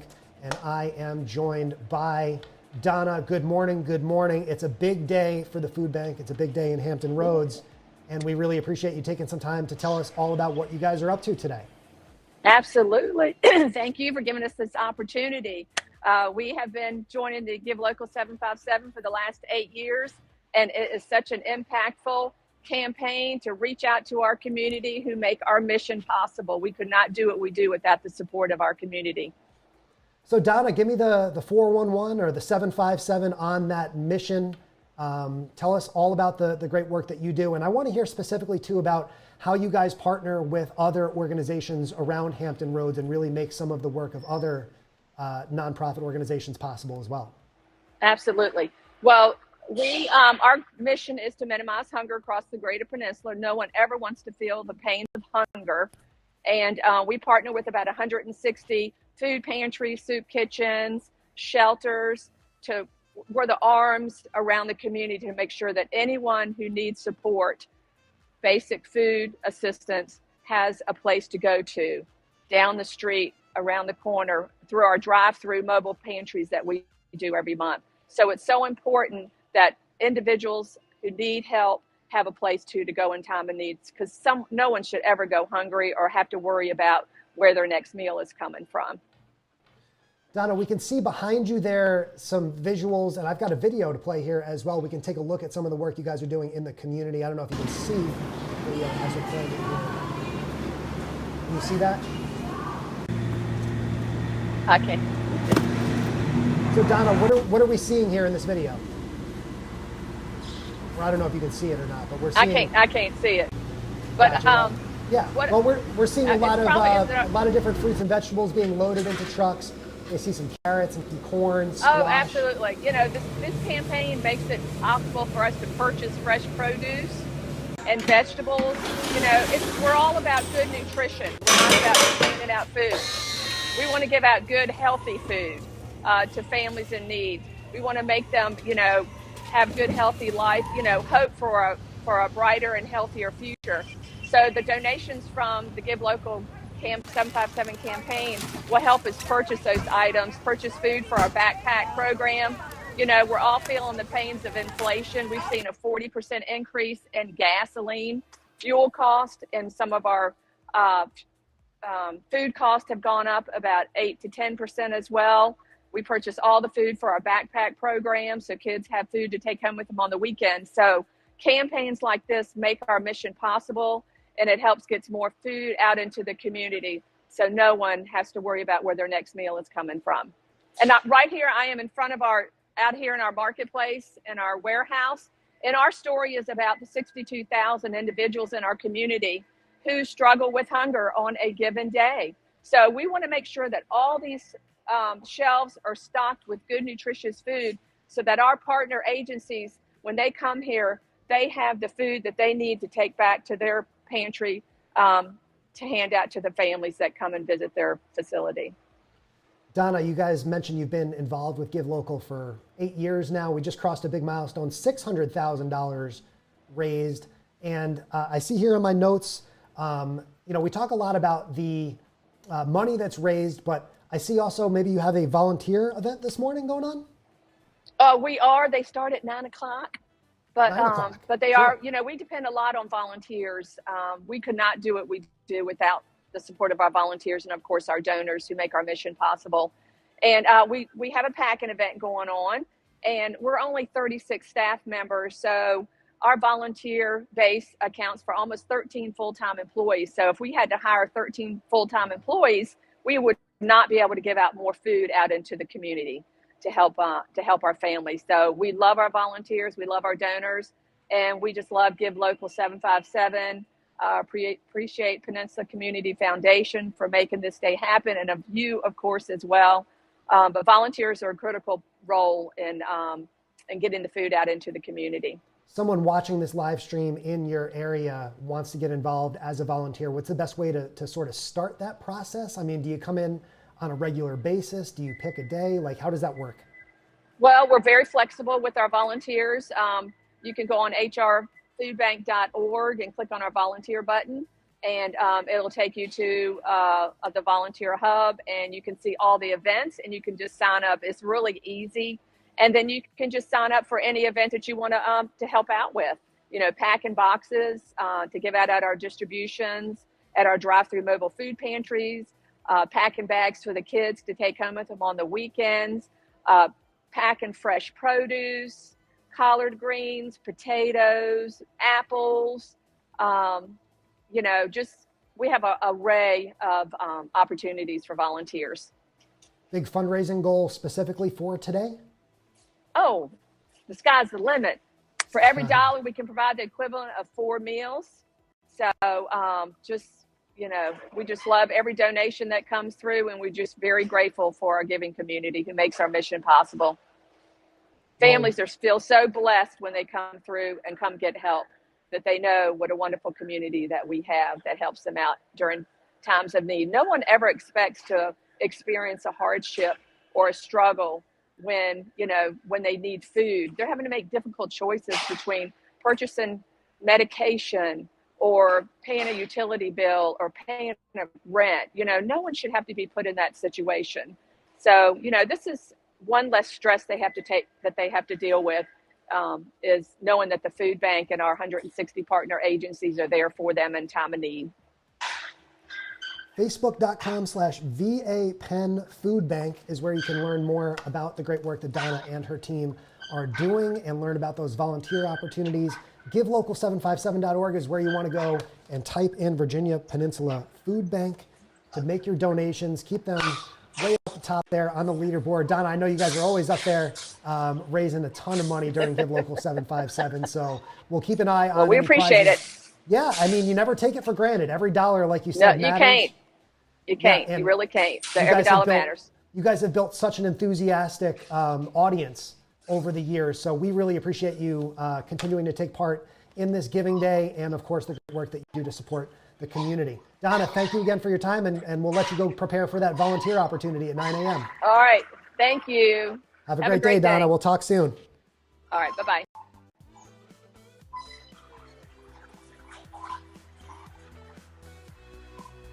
And last but certainly not least, we've got the Lackey Clinic. Now here they come. Get them up on the screen. They've been waiting patiently, and here we are. Good morning, Lackey Clinic. Who do we have there? It looks like we have Larry and Kimberly. Is that you guys? This is Jill, and she's our medical director. We have a bunch of staff in the background. We give Emily's donuts to people that donate, so they got in here and they knew there was a live stream, so they just wanted to be in it. Well, hey, thank you. Hey, and let's get everybody to wave to the live stream. There you go. Hi. I love it. Well, hey, thank you guys. I hope you're enjoying the donuts. I mean, I'm waiting for my donuts to arrive at the door here, guys, but I don't know that they deliver to Greenville, South Carolina. Let's cut right to the chase here, guys. Tell me about the Lackey Clinic. What are we raising money for today? Yeah, so I'm going to have the staff help me on this, but the Lackey Clinic's been around for 27 years, and our mission is to provide skilled and compassionate healthcare and counseling to the medically disadvantaged in a way that honors the name of Jesus Christ. And so we offer a holistic approach. We have medical, we have dental, we provide pharmacy, we have behavioral counseling, and then we do spiritual as well. And you guys, why don't you tell me a little bit more about the virtual urgent care program? So this is a program that we started almost about over a year ago. We started doing telehealth during the COVID, during 2020, kind of as a way to see our patients, keep them at home, keep the clinic open. And then we kind of integrated into our regular care. We also developed this program called Virtual Urgent Care, where anyone in the community can see one of our doctors from the comfort of their home and get whatever their needs are taken care of. Let's take a closer look at that picture. You want to bring that way up close to the camera there? There we go. Bring it up a little higher. There you go. LackeyClinic.org/urgent is where you can go to check out more about that program. And as we know, urgent care is so important these days. Obviously, I hate to say this now in year 3, but we're seeing a bit of a resurgence of COVID, and obviously that has had an impact on other important medical services as well. So when people make a donation today, where specifically does their money go, guys? So hi, I'm Kim, and I'd love to tell you that for every $1 donated to Lackey Clinic, there's actually a $9 return. Wow. And these are all the things that it can help. So a medical, a dental visit, glasses, behavioral health, and medication. So it is amazing. So just for every $1 donated, remember a $9 return.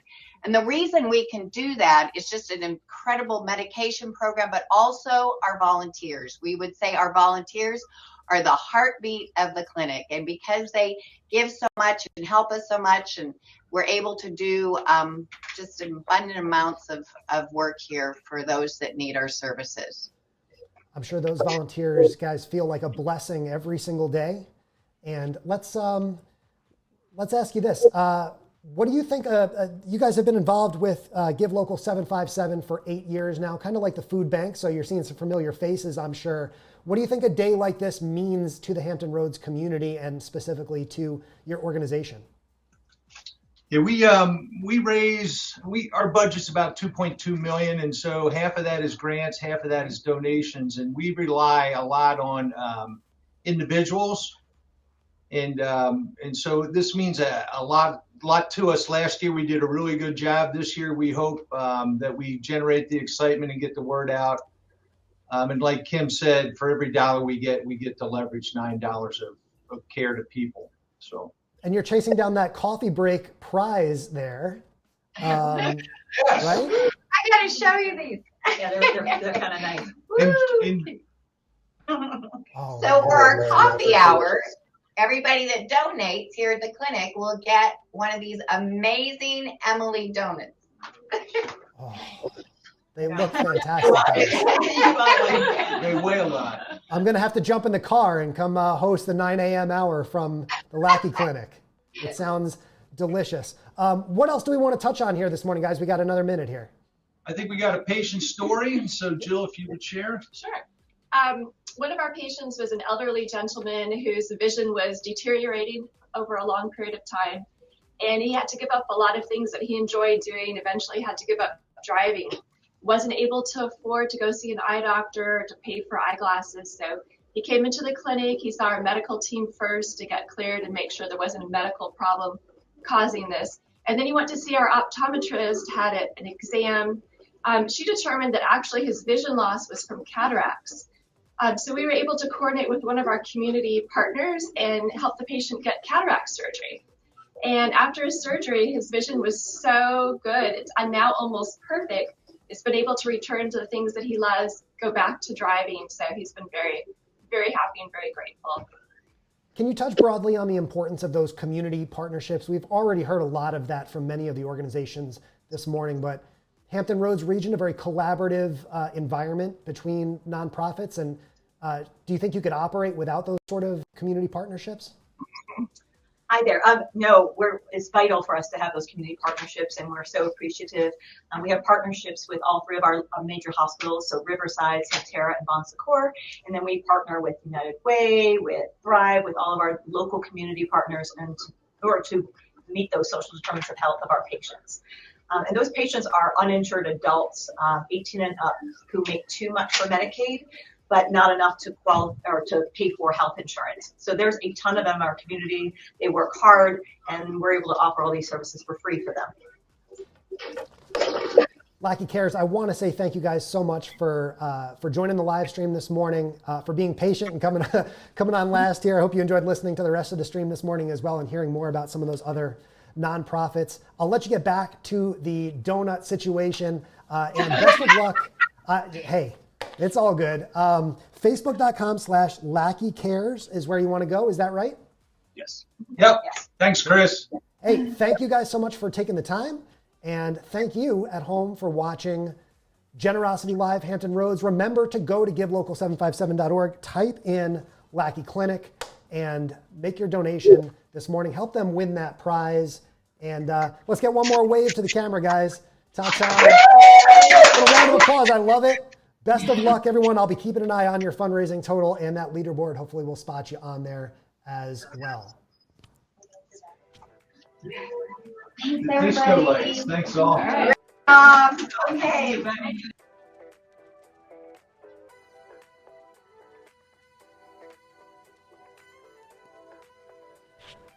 And you're watching Generosity Live Hampton Roads in partnership with PCF Virginia. Maybe you're watching on their Facebook page. Good morning, Tammy. Hello, hello. My name is Chris Strubb, the Giving Day guy, hosting live here from the Fly the W studio in downtown Greenville, South Carolina. I've got my Youth Rebuilding New Orleans hat on. Shout out to you, Prince. If you're watching down in New Orleans, you'll see some costume changes on my end here throughout the day. Let's take another look at that ticker here at the bottom of your screen. 1,850 donors, a lot of them chasing down that coffee break prize with the Lackey Clinic.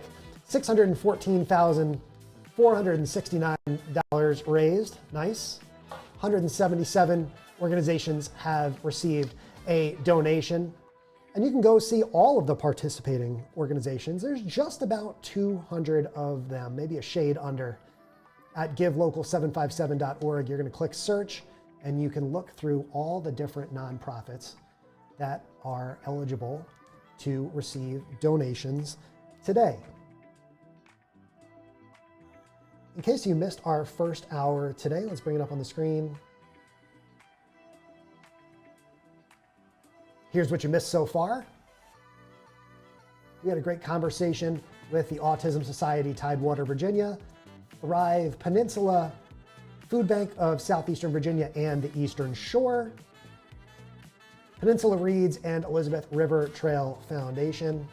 And then in hour number 2, which we're just wrapping up here, the Newport News Education Foundation, 200 Plus Men Foundation, Lackey Clinic, Don Carey REECH Foundation, Friends of Generic Theater, and Virginia Peninsula Foodbank.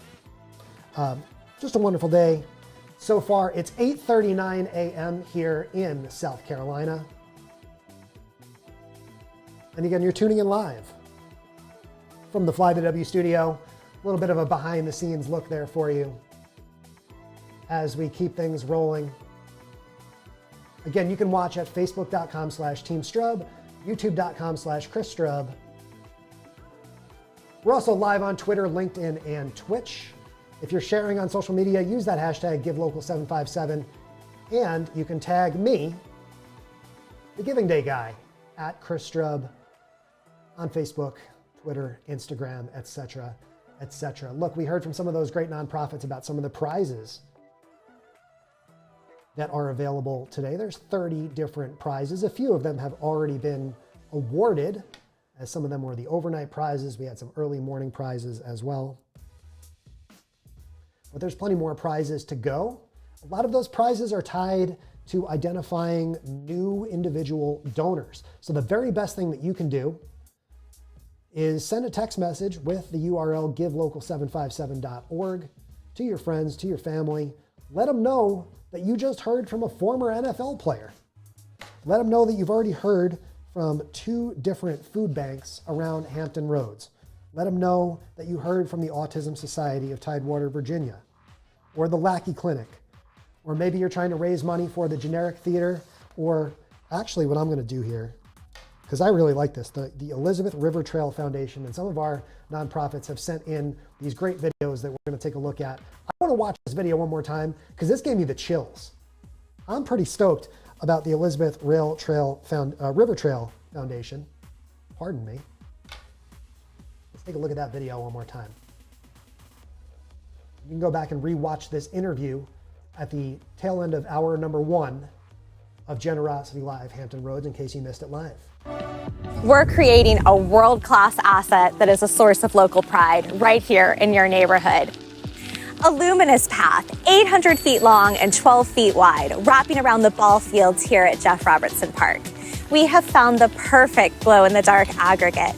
This glowstone will absorb natural sunlight all day and emit a soft glow for 6 to 8 hours after sunset. We need your help to glow. By supporting the Glow Line, you're eligible for some stellar prize packages, as well as our glowing affection. So subscribe to our newsletter and follow our social media. It's time to get this trail glowing. We can't wait to see this Glow Line illuminated. It's a shining addition to the city of Norfolk, adding just a little bit of magic in the middle of one of our beautiful parks. It's glow time.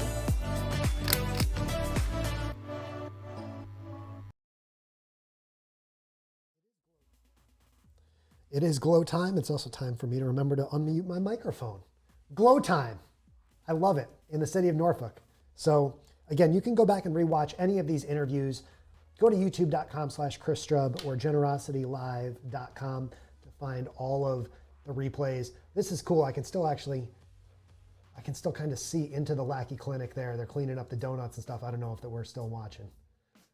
I feel like I have their security camera going there, but we will have 6 awesome new nonprofits lined up to bring on in the 9 a.m. hour. Let's take a look at who those are going to be. 9 a.m. hour, here we go. Nope, that's the wrong button. That's also the wrong button. There we are. Coming up in just a few minutes, the Youth Volunteer Corps of Hampton Roads, Fear to Freedom, Peninsula Catholic High School, Armed Services YMCA of Hampton Roads, the Muse Writer Center, and Gweedo Memorial Foundation. That's what we do here on Generosity Live. We are bringing you firsthand stories directly from these nonprofits to help introduce you as a prospective new donor to these organizations that are making your community a better place. It's a joy to be your host. Again, my name is Chris Strub, the Giving Day Guy. I've got the most fun job in the world.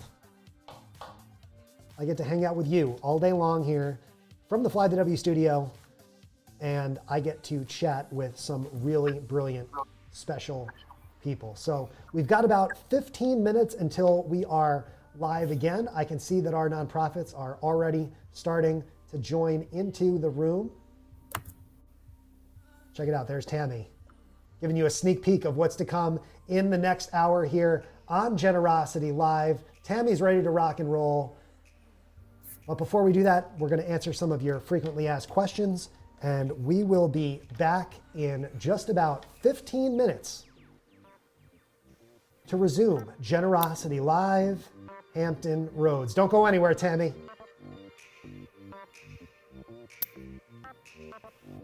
Here are the answers to some frequently asked questions about Give Local 757. What is Give Local 757? Give Local 757 is a day of giving fueled by the power of social media and collaboration. Give Local 757 is an initiative of the Peninsula Community Foundation.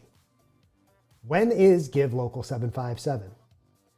It is May 10th, 2022. If you're watching live, that's today from midnight to 11:59 p.m. Which organizations can participate? Organizations that are verified 501c3 charitable nonprofits that are headquartered or provide services in Hampton Roads. The early registration fee for organizations to participate is $100 before December 31st. After that, the regular registration fee is $175. Who can donate? Anyone may donate. Donations through the Give Local 757 online portal to charitable nonprofit organizations are tax deductible and cannot be refunded. Contributions may be made via credit and debit card only. Donations will be received and receipted by GiveGab. What is GiveGab? GiveGab is a nonprofit giving platform that helps nonprofits to raise money, engage donors, and manage volunteers quickly and efficiently. GiveGab offers a full portfolio of simple and easy-to-use products that allows organizations to function in a more streamlined manner. How will donations be distributed? Each donation made to a participating nonprofit will be dispersed directly from GiveGab via direct deposit within 24 to 48 hours. How much of my donation goes to the nonprofit? GiveGab retains a 3% campaign management fee from all donations. Credit card processing fees are an additional 2.5% plus 30 cents for all major credit cards, including Visa, MasterCard, American Express, and Discover. You are given the option to cover the fees, and if you choose this option, 100% of your online charitable gift will go to the receiving organization. Individuals who donate more than $100 will be given the opportunity to pay via electronic debit rather than credit card. The associated fee is $3 per transaction and would take place of the 2.5% plus 30-cent credit card fee. All donations are final and cannot be refunded. Who will receive my contact information? The organizations you choose to support will have access to your name and email address. This information is used solely to send thank you messages, provide the option to receive future notifications, and to notify you of future activities. Do I need to create an account with GiveGab?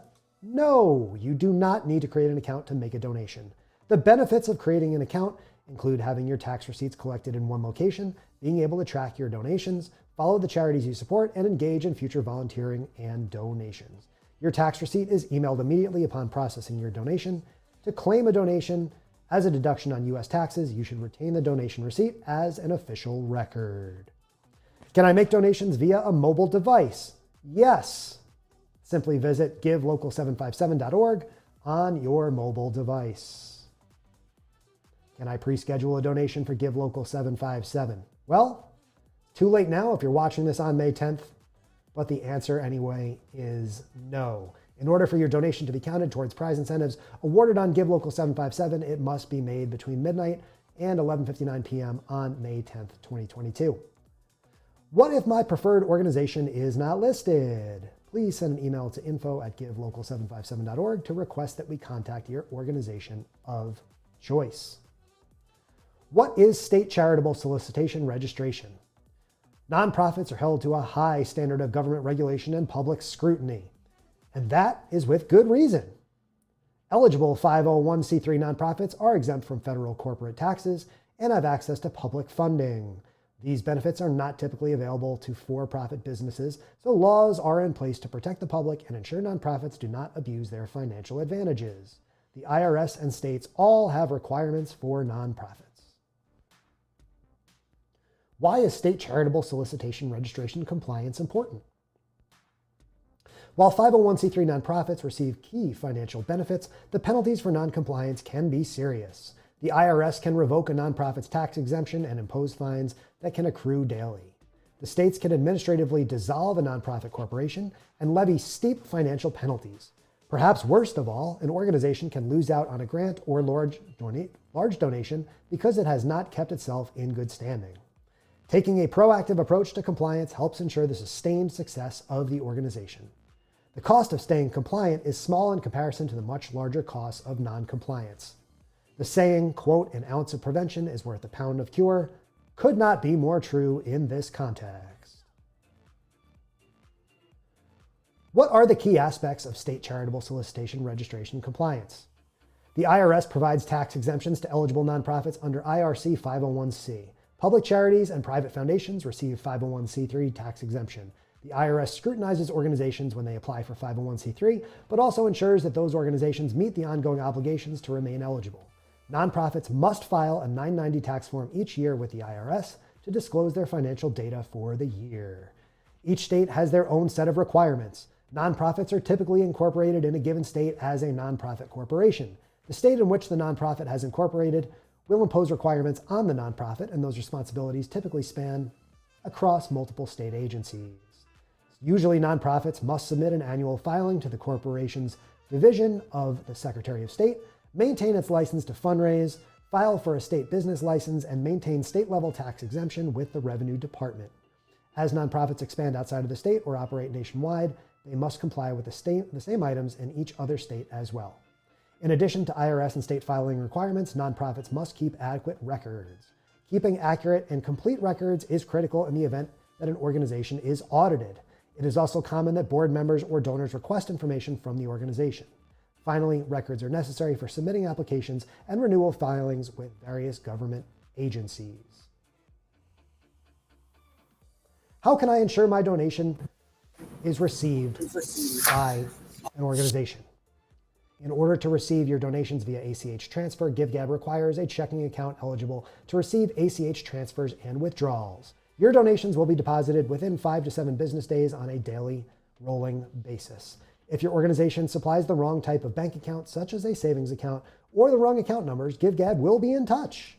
After 30 days, if GiveGab has not heard from your organization, they will refund your gifts back to your donor.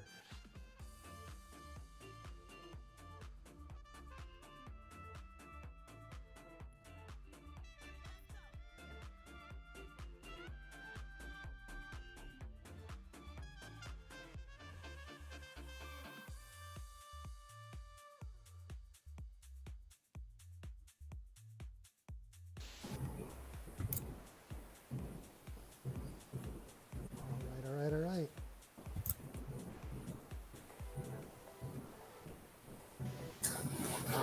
Hello, Shelly, can you hear me?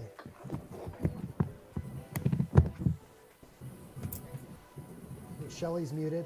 Robin, can you hear me? I can hear you just a little bit. I've got that music cranking, but you're in the right place, Robin. You look great.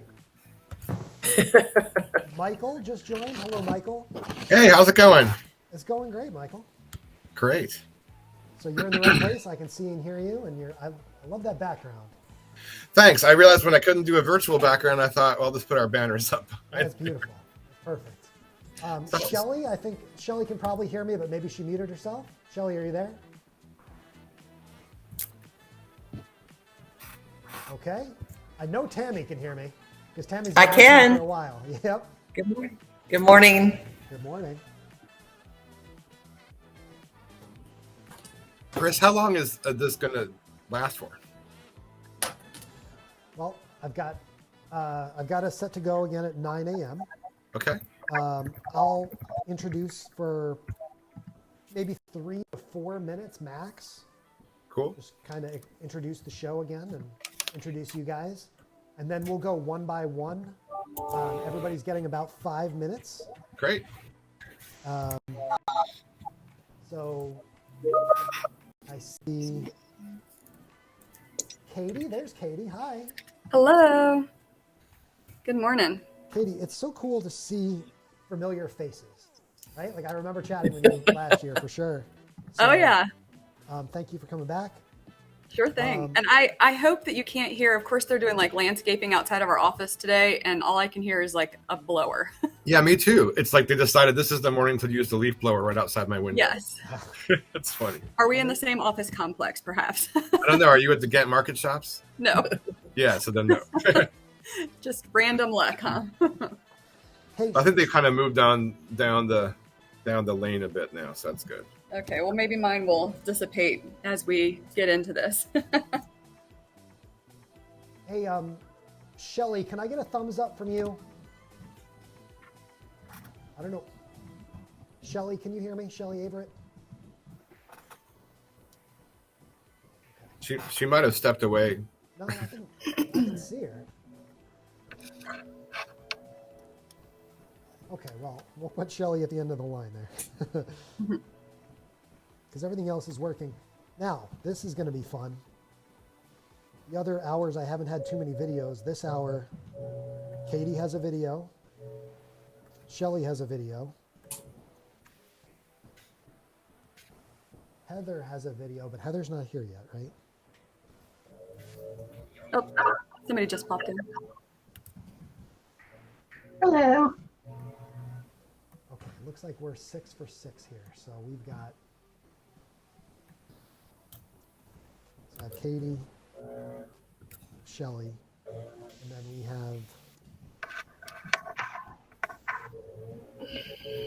Do we want to move this YMCA, that's Laura, right?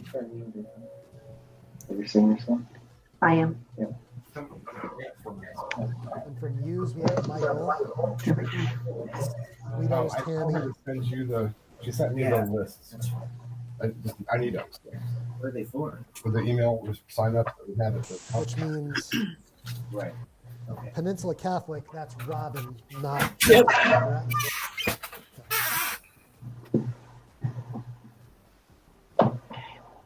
All right. And Chris, if you feel like my, oh gosh, there's some feedback on mine. Can you hear that? Yeah, there's some feedback. I think that's coming from the Y. Okay. Coming from Y? Yeah, it looked like that audio was just reverbing a little bit. That's okay. I can mute you. Okay. Or you can mute yourself. When we go in and start doing the one by ones, you guys can mute yourselves. We're just kind of in the, as we talked about, we're in the green room here.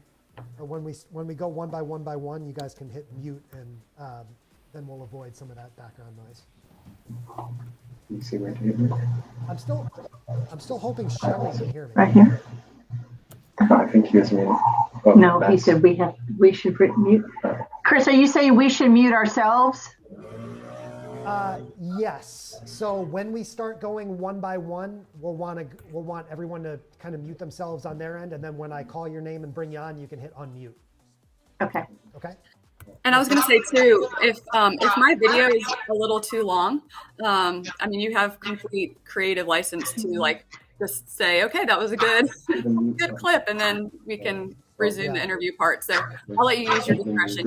You know better than I do. I don't remember if I cut it off or not when I put it So on. how do we mute? But I will cut it off at about a minute or a minute 15 if it is longer than that.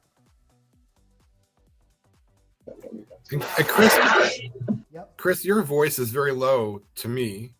I have my mic a little low because we're in the green room, but if I turn it up to here, you can hear me better. Yes. I just That's make where sure it's I going can to hear you. That's where it's during going the to be. Plus, I'll turn the music down when we get going. Also, okay. Cool. I got it. Thank you. Okay. Yeah, doing it on the computer just stops you from hearing them. Oh, I didn't know.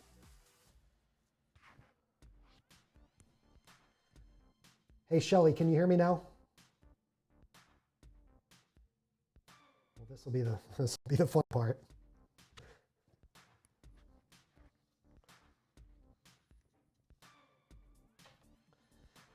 Boy, we got some cool stuff going on today. This is fun.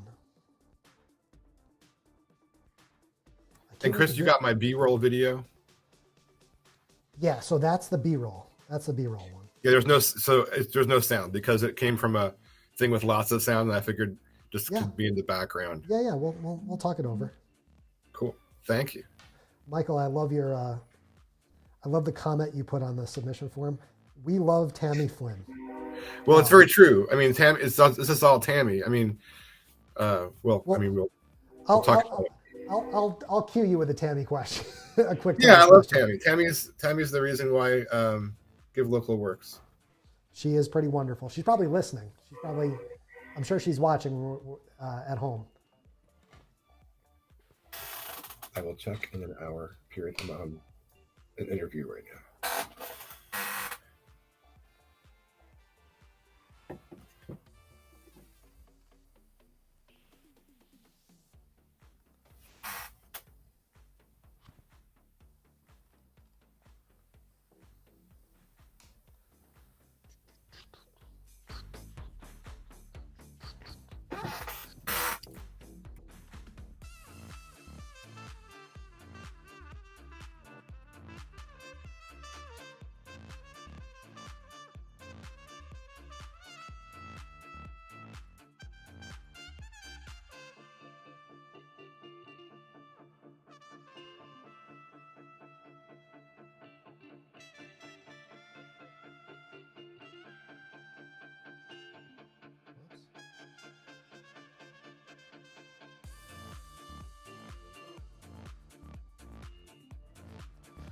I lose the countdown clock if I do it that way. So here we go.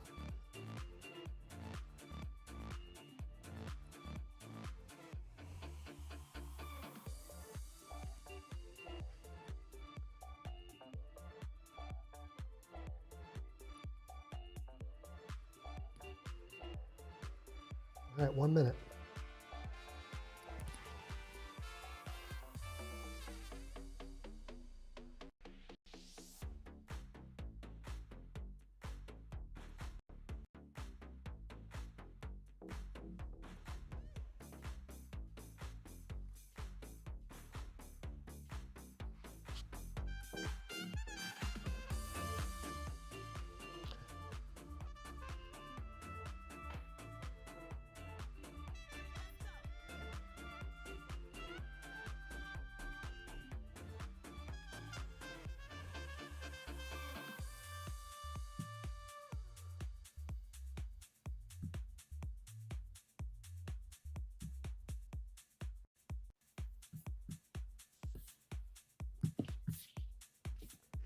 All right, we got 10 seconds, but I think we're ready to rock and roll. It's time for Generosity Live, Hampton Roads, hour number 3.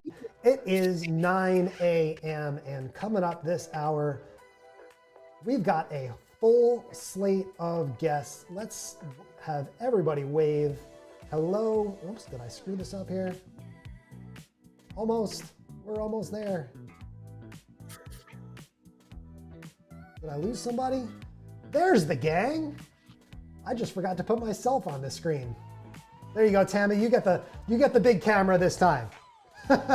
Good morning, everybody. It's 9 a.m. and you are watching Generosity Live, Hampton Roads. My name is Chris Strubb. I am the Giving Day guy, and I am joined by these wonderful nonprofits that you just saw there waving good morning on the screen. Everybody's here this hour, and let's talk about that lineup that we have coming up.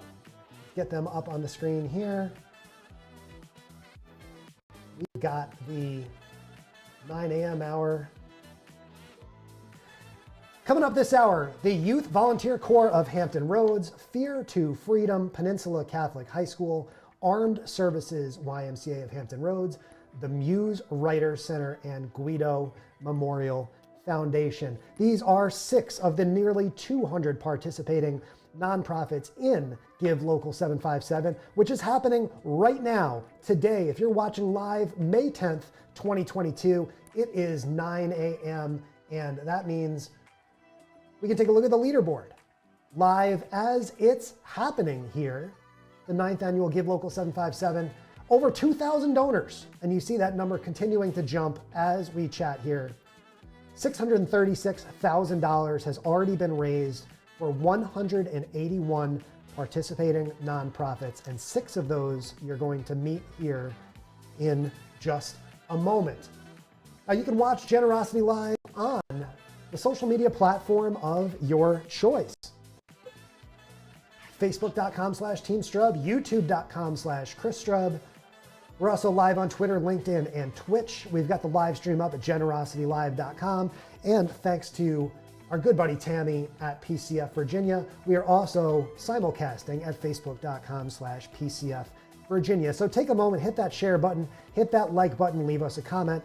Let us know who you're supporting today during Give Local 757. And hey, if you're not sure who you want to support today during Give Local 757, well, this is the show for you, because we are about to tug on your heartstrings. We are about to light up your brains. We've got some fun videos to show you with all of the nonprofits that we're going to speak to this morning as well.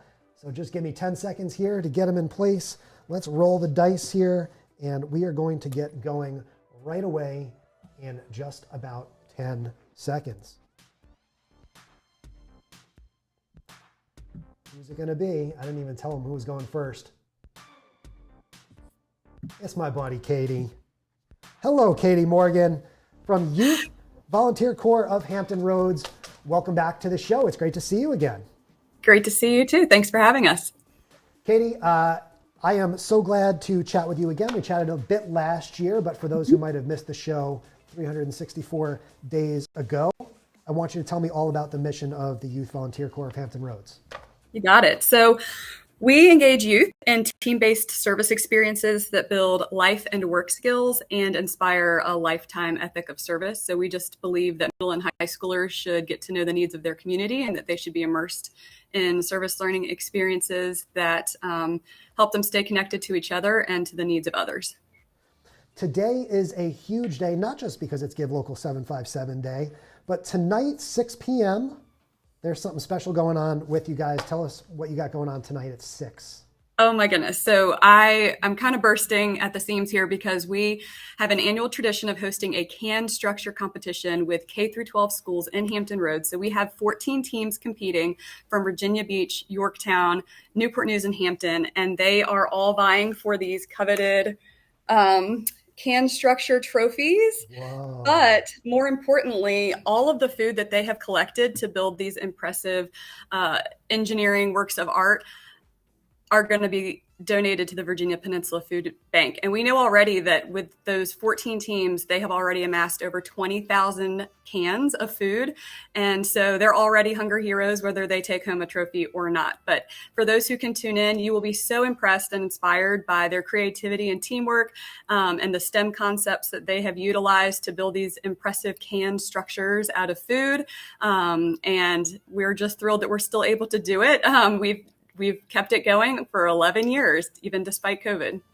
I'm making a note here for myself to tune in at 6 p.m. That's about the time we'll be wrapping up Generosity Live tonight. Katie, we're going to take a look at a portion of a video that you sent over here. Now, if you want to check out the full video, because we're going to have to cut it off here because of time constraints, but I'm sure the full video is available on your social media channels. You got it. Hello, my name is Janae Valerio. My daughter is Taya Valerio. During Taya's first volunteer experience, she did it at one of the nursing homes, and she said there was one of the residents that had come to her booth, her station, and she didn't want to participate. She was kind of sad and withdrawn.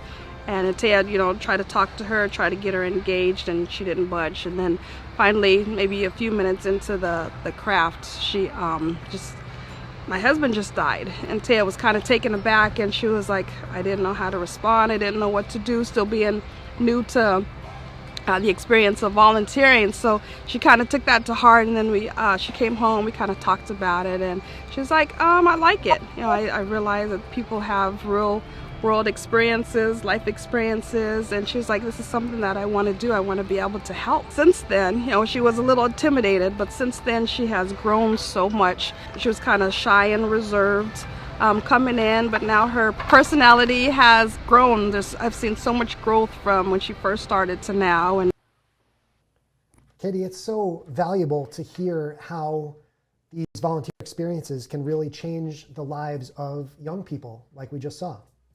Yeah, we believe that when you support YBC, that your impact is multiplied, because you're not just supporting the people that we serve, but you're actually developing skills within our youth volunteers. So we are, service is a vehicle for the service that we're doing in the community, the youth development that we are providing for these youth volunteers. And we definitely believe in both the hard work and the heart work. So we make sure that our experiences provide the interpersonal interactions with those in need so that they're providing direct service. And we also believe in putting tools in their hands and putting in some sweat equity and providing some, real life hard work skills so that they can do trail preservation and build benches. And we've built a goat city at Bluebird Gap Farm and, constructed beds for those who don't have a place to sleep. So we just really are always impressed by their hearts, but more importantly, we get to see them kind of grow into these empathetic leaders. The hard work and the heart work. Katie, I hate that we have to cut this short. We've got 5 other great nonprofits here in the waiting room. I'm going to give you 15 seconds. Big goal, financial goal for today. Do you have one set? Sure, yes. We are striving for $10,000 by 11:59 p.m. tonight. Katie, let's help you make it happen. Thank you. Thank you for being part of Give Local 757 for 8 years running. We really appreciate it. And best of luck tonight. I have made a note to tune in, so I will see you there in the comments section. Fantastic. Thank you. All right, coming up next, we have got Robin from Peninsula Catholic High School. Thank you again to the wonderful Katie. Good morning, Robin. It's great to meet you. Good morning. How are you? I'm doing great. Thank you so much for being part of Generosity Live Hampton Roads here in our 9 a.m. hour. Robin, I want to hand you the microphone and let you tell us all about what you guys are up to at Peninsula Catholic High School.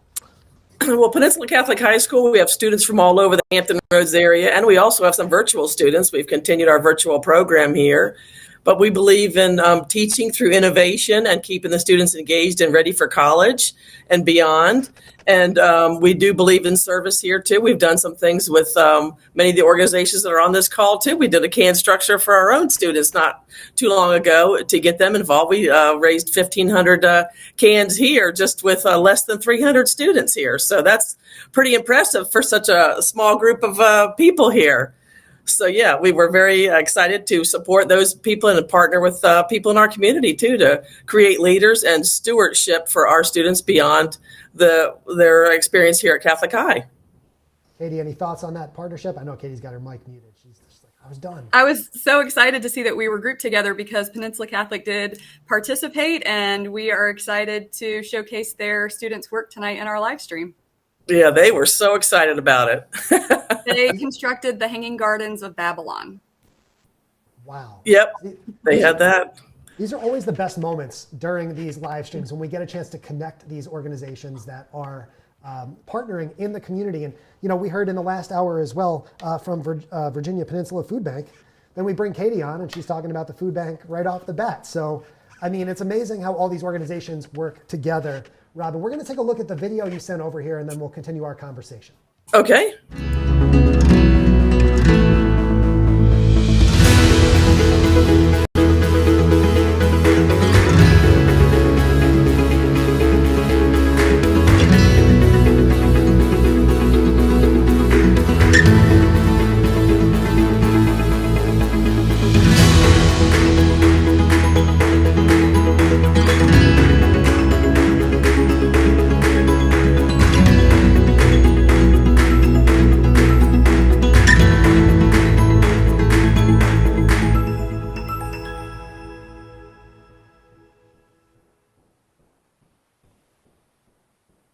PeninsulaCatholic.org. Lots of really great data there. I like seeing that 11-to-1 ratio, that student to faculty ratio. That seems like a really excellent number to point out.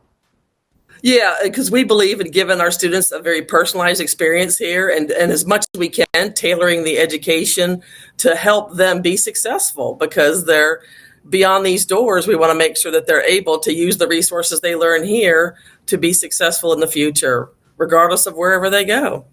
Robin, you want to tell me about an individual who's come through the school that's really benefited from what you guys are doing? Tell me a story.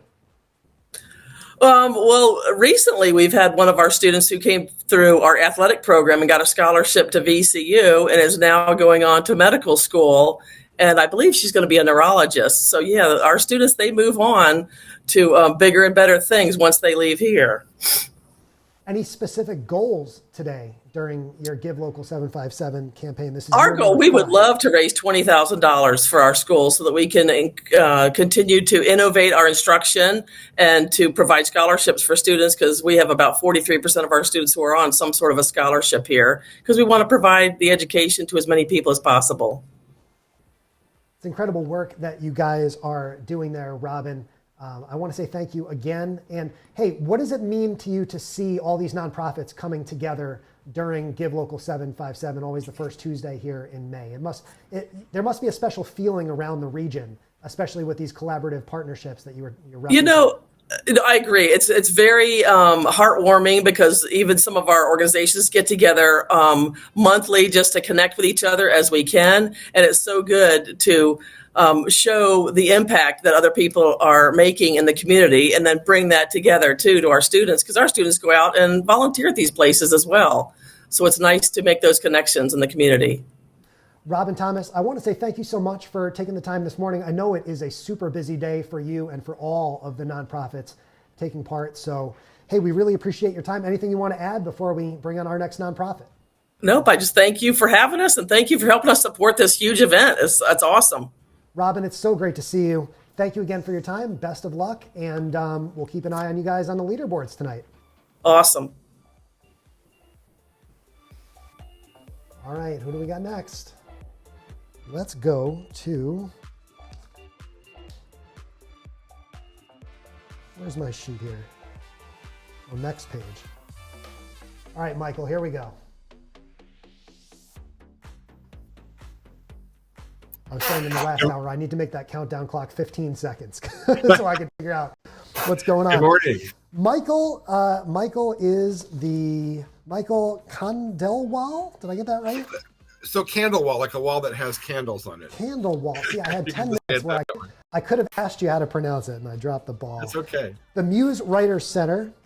Michael, tell me all about what you guys do, and what is the Muse Writers Center all about? Sure. So we're a literary center here based in Norfolk and Hampton Roads. There are several literary centers around the country, and in the past 16 or 17 years, we've grown from being a couple students here and there to one of the largest in the entire country.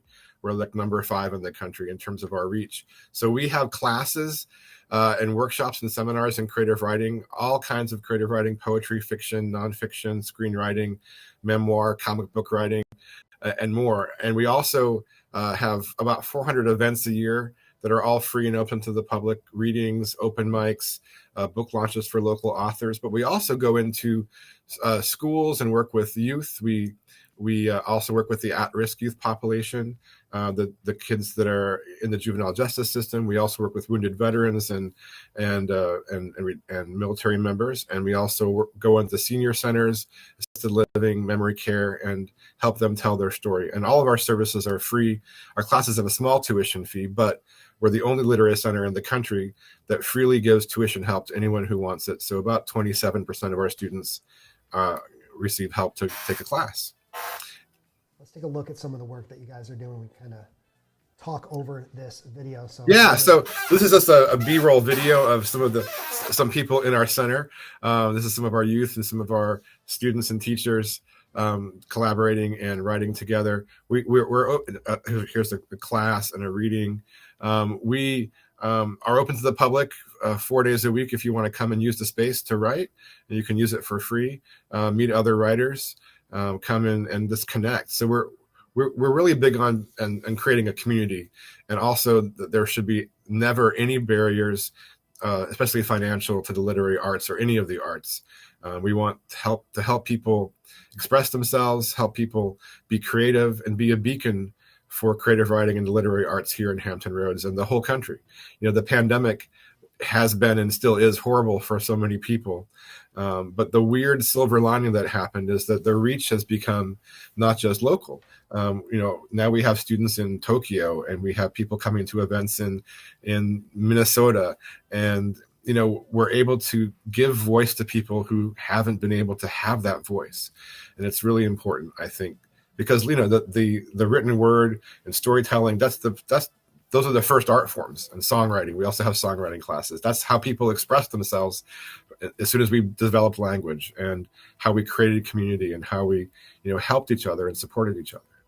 Love the art of storytelling. So Michael, I want to give you an opportunity here to tell me a story about a youth that has really benefited and grown out of the program and really taken the ball and run with it. Well, there's hundreds, and we just found out that one of our teen fellows, we also have a program where we take the 10th and 11th graders and work with them very closely for a year. One of them just got into Columbia, and is going to become a creative writer, become a novelist, a poet. But one that sticks in my mind is we had a very shy teenager that came around a few years ago, and we encouraged her to take classes in improv and classes in creative writing, and now she is in Chicago, killing it on the stage, and really it transformed her life. Most of our students tell us that they found their place, they found their family, and they found the people that think like them and love the things they do, and find the support here in the community. I'm looking out a window in my office to 2 large bookshelves full of books from our students, adults and teens. The teen class a couple years ago created their own journal during the pandemic because they wanted to talk about what the pandemic was doing to them. And so there's fiction and poetry and also memoir in there, from high school students in Hampton Roads, but also a few that are from around the world. We have one from India that was in there too, and one in Canada. So it's, there's so much personal success and confidence building here. Just, showing people how to express themselves. It's really important. Michael, I've loved hearing you talk about the importance of community, and even in these first couple hours here of Generosity Live, it's been really special. I know how valuable all of this time is to the nonprofits. And so I told all the nonprofits, hey, when your 5 minutes is over, you can leave the stream. And I just wanted to share that in each of our first 3 hours here, all the organizations are sticking around to hear the messages of one another, right? We love each other. I mean, and a lot of us work together. In other hours, you'll be with groups that we work with very closely. And, I wanted to say one thing, if you wouldn't mind, that Tammy Flynn from the Peninsula Community Foundation, she's the prime mover behind Give Local. And she is the reason why the Muse Writer Center learned how to fundraise. What is it, 8-9 years ago when Give Local started? She made us look at ourselves in a way we hadn't before, and engage our community that we already had in a way that can then change lives. Because it takes fundraising to be able to do all the free programs for all of our nonprofits, and I think we all are saying to Tammy, thank you so much, because she's sort of like the reason why there's so much success in Hampton Roads. And so if you see Tammy Flynn walking around town or at the beach or something, buy her a drink. Just tell her how appreciated she is. Well, Tammy has certainly been instrumental in getting me connected with all of you guys as well.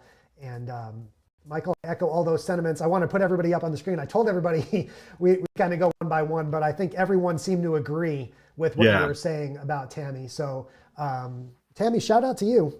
I know she's listening at home. We'll have Tammy on as a special guest later on tonight. Hey, Michael, thank you again so much for your continued participation in Give Local 757 and for all of your kind words. And we'll wish you the best of luck, and we'll be Thank you, Chris. We're trying to raise $40,000 in 24 hours today. So if anyone out there is able to support us and everyone else on the screen, we would definitely appreciate it. So we'll go to givelocal757.org and type in the Muse Writer Center. Thank you, Michael Candelwall. Thank you. You got it. Be back in 10 seconds.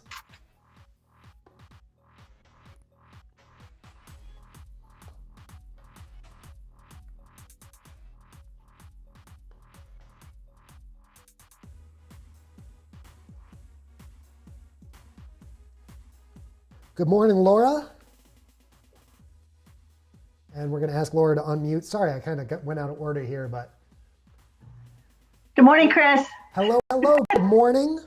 Big fan of the YMCA here. So Laura, take a minute here and tell us all about what you guys are up to today with at the Armed Services YMCA of Hampton Roads. Sure. Well, first of all, thanks, Chris, for hosting again this year. You do an awesome job. So pulling us all together and helping us achieve our missions. But the Armed Services YMCA of Hampton Roads is not your typical Y. We say that we're no swim, no gym. We have youth enrichment programs. We focus on young junior enlisted families, E1 to E5. And we are here to help those families navigate through the challenges of being a military family. And we have a number of programs that do that, from our food pantry to our Operation Little Learner, for our Operation Hero program, all of which really strengthen the military families in Hampton Roads. Let's take a look at some of those services that you guys offer. I've got a video to play. We'll be right back.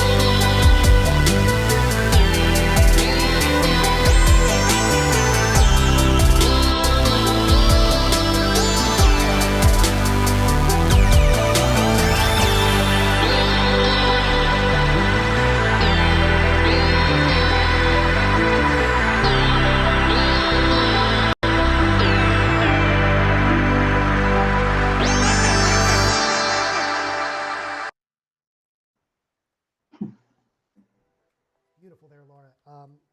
Hey, I mean, we could talk for an hour, I'm sure, about those different. I'm sorry, was my mic down? There you go. That's better. They were like, where'd Chris go?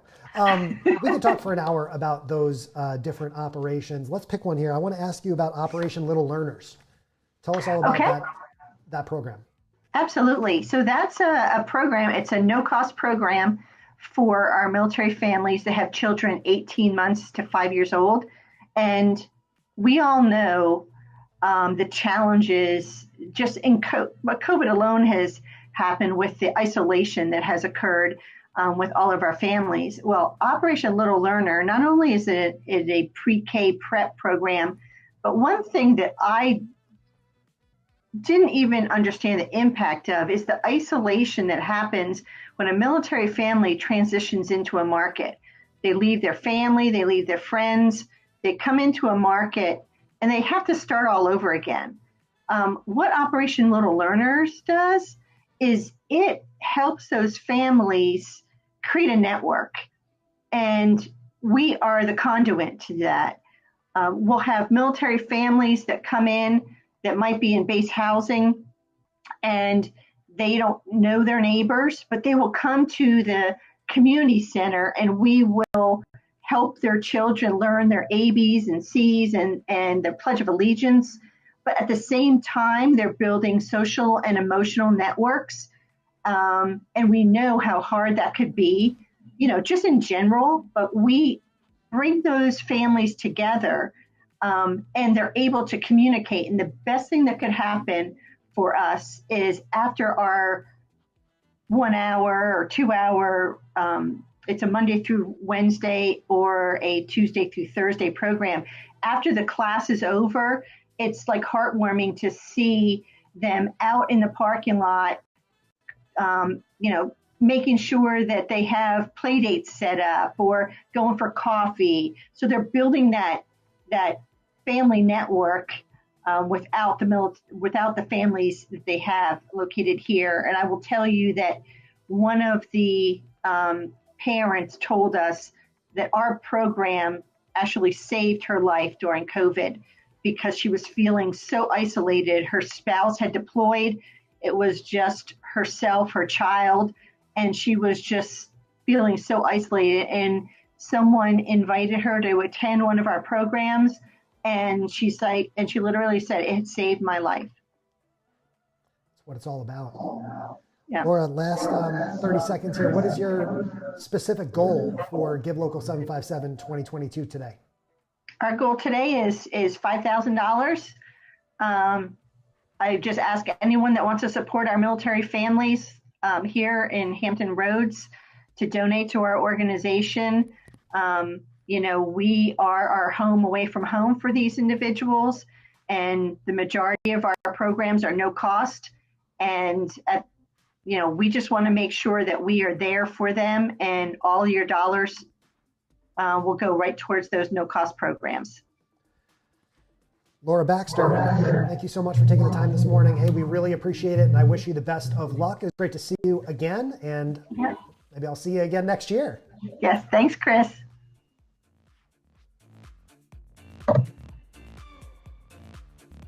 Okay, Tammy, here we go.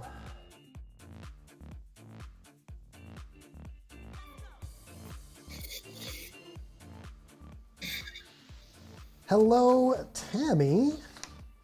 This is Tammy Gweedo McGee. She is the president of the Gweedo Memorial Foundation. Tammy, it's great to meet you. Good morning. Nice to be here. Thank you.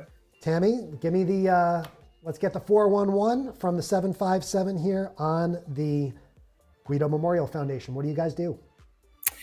Well, I wish I was here to tell some wonderful story, but unfortunately our story comes out of tragedy, probably the worst tragedy you can imagine as a mother. My son was killed in October of 2019 by an unlicensed, reckless driver. He was leaving his homecoming dance, hopped in the car to go a mile down the street. And unfortunately, this teenager had been allowed to drive a high-performance BMW every day to and from school, and unlicensed, uneducated, and 70 miles an hour in a 35 hit a tree and killed 3 people instantly. So our foundation is about education. It's about raising awareness and making sure that parents are educated. Through the last 2.5 years of advocacy, we've found that most parents here in the state of Virginia do not know the rules about safe driving. And so hence the formation of the Gweedo Memorial Foundation. Sadly, my son Connor, pictured behind me, lost his life in that tragedy, but good is coming out of it, and we're doing everything we can to keep raising awareness. Tammy, I'm so sorry to hear about your son. What you run out of words. I'm sure you've run through every single emotion in your mind millions of times, and just first and foremost, thank you for turning that tragedy into something that is meaningful and helping save other lives. I'm sure that you've heard a lot of other stories like this, and I'm sure it never gets any easier, but talk a bit about what inspires you to keep on sharing your mission. What is it that drives you to keep doing this work every day? Well, certainly not the path I wanted to take, right? But my son was amazing, and he didn't deserve what happened to him. And obviously, we don't really realize things until they affect you personally. And what we found through these last 2.5 years of advocacy is teenage deaths. It's a number one cause is driving. And it's something that we can do something about, but no one wants to talk about it. Nobody wants to stand up and do anything about it. And I really felt compelled to keep his legacy alive so that he could continue to give in death, just as he did in life. We've been very fortunate. I've worked with a delegate and a senator here locally to cover 2 bills that we've been able to pass here in the state of Virginia. So we were able to pass Connor's Law in 2020, which requires the Virginia Department of Education to revamp the driving curriculum in all Virginia public high schools to make sure that they're including relevant, pertinent information about driving without a license, distracted driving, speeding. The other part of that bill also requires the Virginia Department of Education to make every teenager present a valid driver's license before they can get a parking permit to park on a Virginia public high school. 2 things that seem like common sense, but unfortunately here in the state of Virginia, it was not that way. So I get up every day with a mission to remember my son and make sure people remember him and do good for other people. Well, Tammy, I know this is your first year participating in Give Local 757, so thank you for doing that. These conversations for me as the host are always kind of up and down and all over the place because you meet people from all different walks of life, all different missions. Some are fun, some are solemn, and all are important. And Tammy, it's just it's an honor to meet you. And again, I want to express my gratitude for turning your grief into something that is surely helping save lives of others who, like you said, would never know that something like this could happen to them. And because of the work that you're doing, theoretically will never have to go through the same thing that you and your family have experienced. So do you have a specific fundraising goal for today? I don't really have a specific goal. I think every dollar that is generated is another way to help stop teenage death. I don't like to stick a goal. We do lots of advocacy. We go all over the community with Connor's car that I had wrapped as a mobile billboard for safe driving. So we're not really, we're just very thankful, honestly. We've created an anonymous website. If you see something, say something.org. And that gives children a voice. These teenagers can speak up. They can report anything that they know is wrong without any fear of retaliation. As you and I were both children at one point in high school, you don't want to be the snitch or the rat. So this website gives them a voice to speak up, report illegal driving, bullying, drugs, whatever is wrong. We can help them and give them a voice. So we're just thankful to be here. It's our first year. It's very new to us. But again, we appreciate the opportunity and in any donations that are received.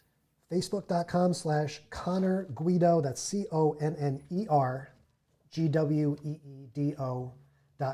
and the website is Connor Gweedo, same spelling.com. Tammy, thank you so much for taking the time this morning. We really appreciate it, and I wish you the best of luck during your first Give Local 757. Thank you so much, Chris. We've got one more nonprofit lined up here, if I'm doing my math right. And that is Shelly. Let's get Shelly on the screen here.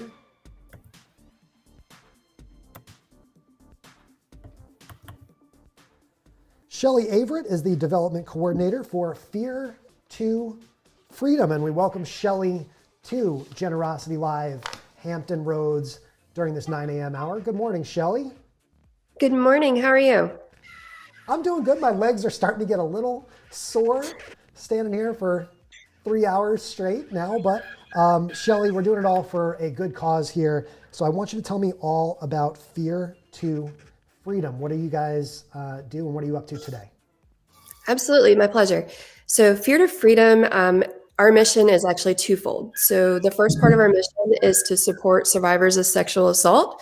And we do that through distribution of our aftercare and eye care kits. Inside of each one of those kits is our trademarked Freedom Bear, as you can see here, that goes to each one of the survivors. And the important thing about Freedom Bear is he is a trademark therapy tool. So survivors, when they are feeling any type of trauma, fear, anxiety, in his backpack, there's a special sheet of paper. Sorry, going the wrong way. A special sheet of paper that is dissolvable in hot water. So whatever feeling they're having, they can write it on this piece of paper and then flip it over. And Freedom Bear has a special compartment that's hidden away inside of his heart that you can insert the piece of paper. And then when you're ready to process those emotions, those feelings, take it out, dissolve it in the water, and then that begins your healing process. So we do deliver those. We partner with community partners from anything from forensic nurses at hospital units to crisis advocates at shelters, survivors themselves at events if they see us out. We do have eye care kits for individuals who are not undergoing the PERC exam or the SANE exam, or who are at a different point in their healing journey. And then the second part of our mission is to empower students and communities. And we do that through innovative service learning. We have 3 different options for that. And that's to teach education such as consent, bystander intervention, trauma-informed advocacy, things of that nature. let's take a look at the video you sent over and we'll learn a little more about the organization here. So Fear to Freedom's aftercare kits are designed specifically for a brave survivor that comes to the hospital emergency room to seek a forensic SANE exam, which many know as a rape kit exam. A lot of time during these exams, everything the individual came into the emergency room with is taken as evidence, and the survivor is left with the paper scrubs and the few resources the hospital has to give them. So our aftercare kits are designed for that survivor with just basic necessities, brand new clothing that include gender neutral sweatpants and t-shirt, toiletry items so that they can freshen up, toothbrush, toothpaste, a hairbrush so that they can also hopefully start to feel a little bit better and gain their confidence back after going through such a tragic event.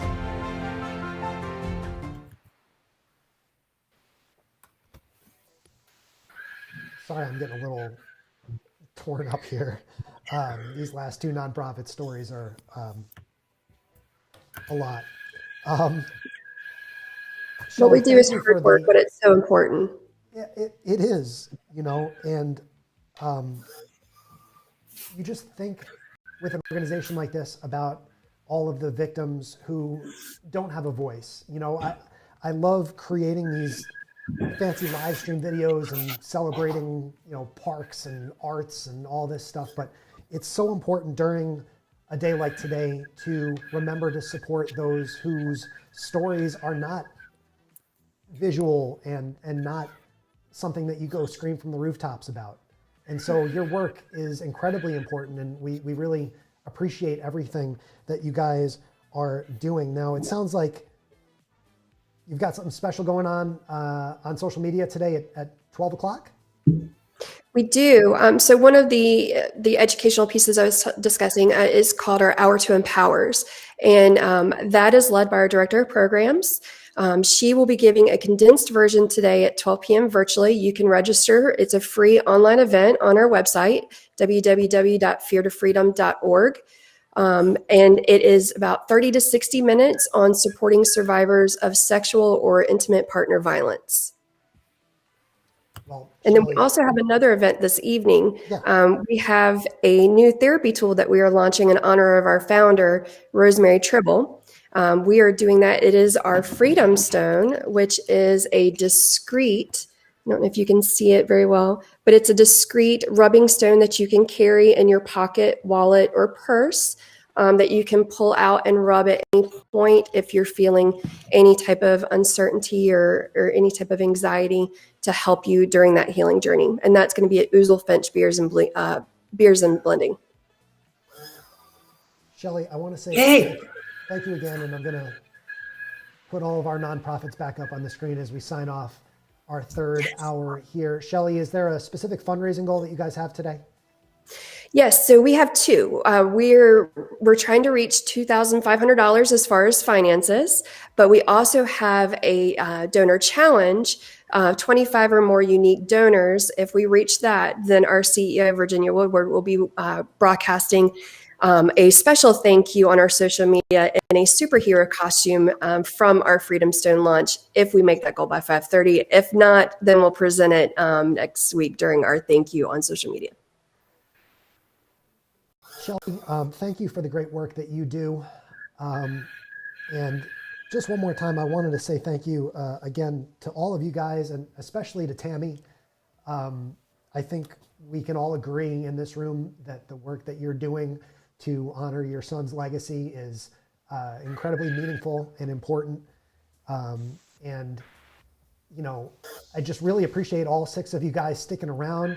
Again, as I mentioned, every nonprofit here was welcome to leave the live stream when they're done pitching their own story. And you can see that all 6 of these guys all obviously thought it was important to stick around and listen to what everybody else had to say. And to me, that says a lot about the Hampton Roads region and the nonprofits out there and all of the work that each of you guys are doing with your organizations. So thank you, Chris. Because I'm gonna start crying again. Thank you, Chris, for doing this with us. We so appreciate it. Yes. It was an absolute pleasure to meet some of you and to see some of you a second year in a row. maybe next year we'll get all 6 of you guys again. I'll have to make a note to bring the 6 of you guys together again. We're good together. I think this group worked out well. Again, my name is Chris Drubb, the Giving Day guy, signing off hour number 3 with these wonderful nonprofits here, right here. Shout out to all 6 of you guys, and thank you for joining. Thank you for joining Generosity Live. Have a good day. Thank you. Good luck, guys. Thank Thank you. you. Thank you. What an hour. What a job I have. Oh my goodness. We're going to be live. I'm sorry, I'm tearing up. Just overwhelmed by hearing the stories of these organizations, and just so grateful to each and every one of them for taking the time to share their message here on Generosity Live. I hope if you're watching, you're feeling the way that I'm feeling. And the best way to address that feeling is to grab your phone, go to givelocal757.org and make a donation. You've heard from 16 organizations here in our morning block. And we're going to hear from about 30 more during the rest of the day. So don't go anywhere. You're going to have to refresh your browser if you're watching on givelocal757.org. You're going to have to click the new link on Facebook or YouTube if you're watching over there. We'll have a new stream up on Twitter in just about 15 minutes. I'm going to go get a tissue and wipe my eyes and prepare for the rest of this wonderful day. $690,000 already raised for 183 participating nonprofit organizations, including some really great ones that are still here. I still see Tammy and Michael. They're still listening till the very end. So we just want to say thank you again. Thank you, Chris. I will be back. Michael and Tammy, thank you again.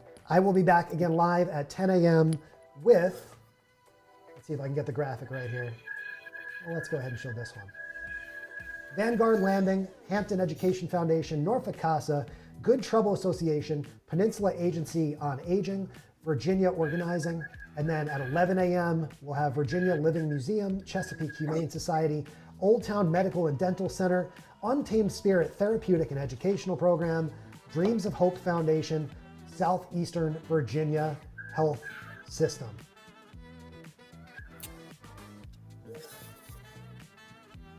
You're watching Generosity Live, Hampton Roads 2022. Back in just a few minutes. Thanks for watching.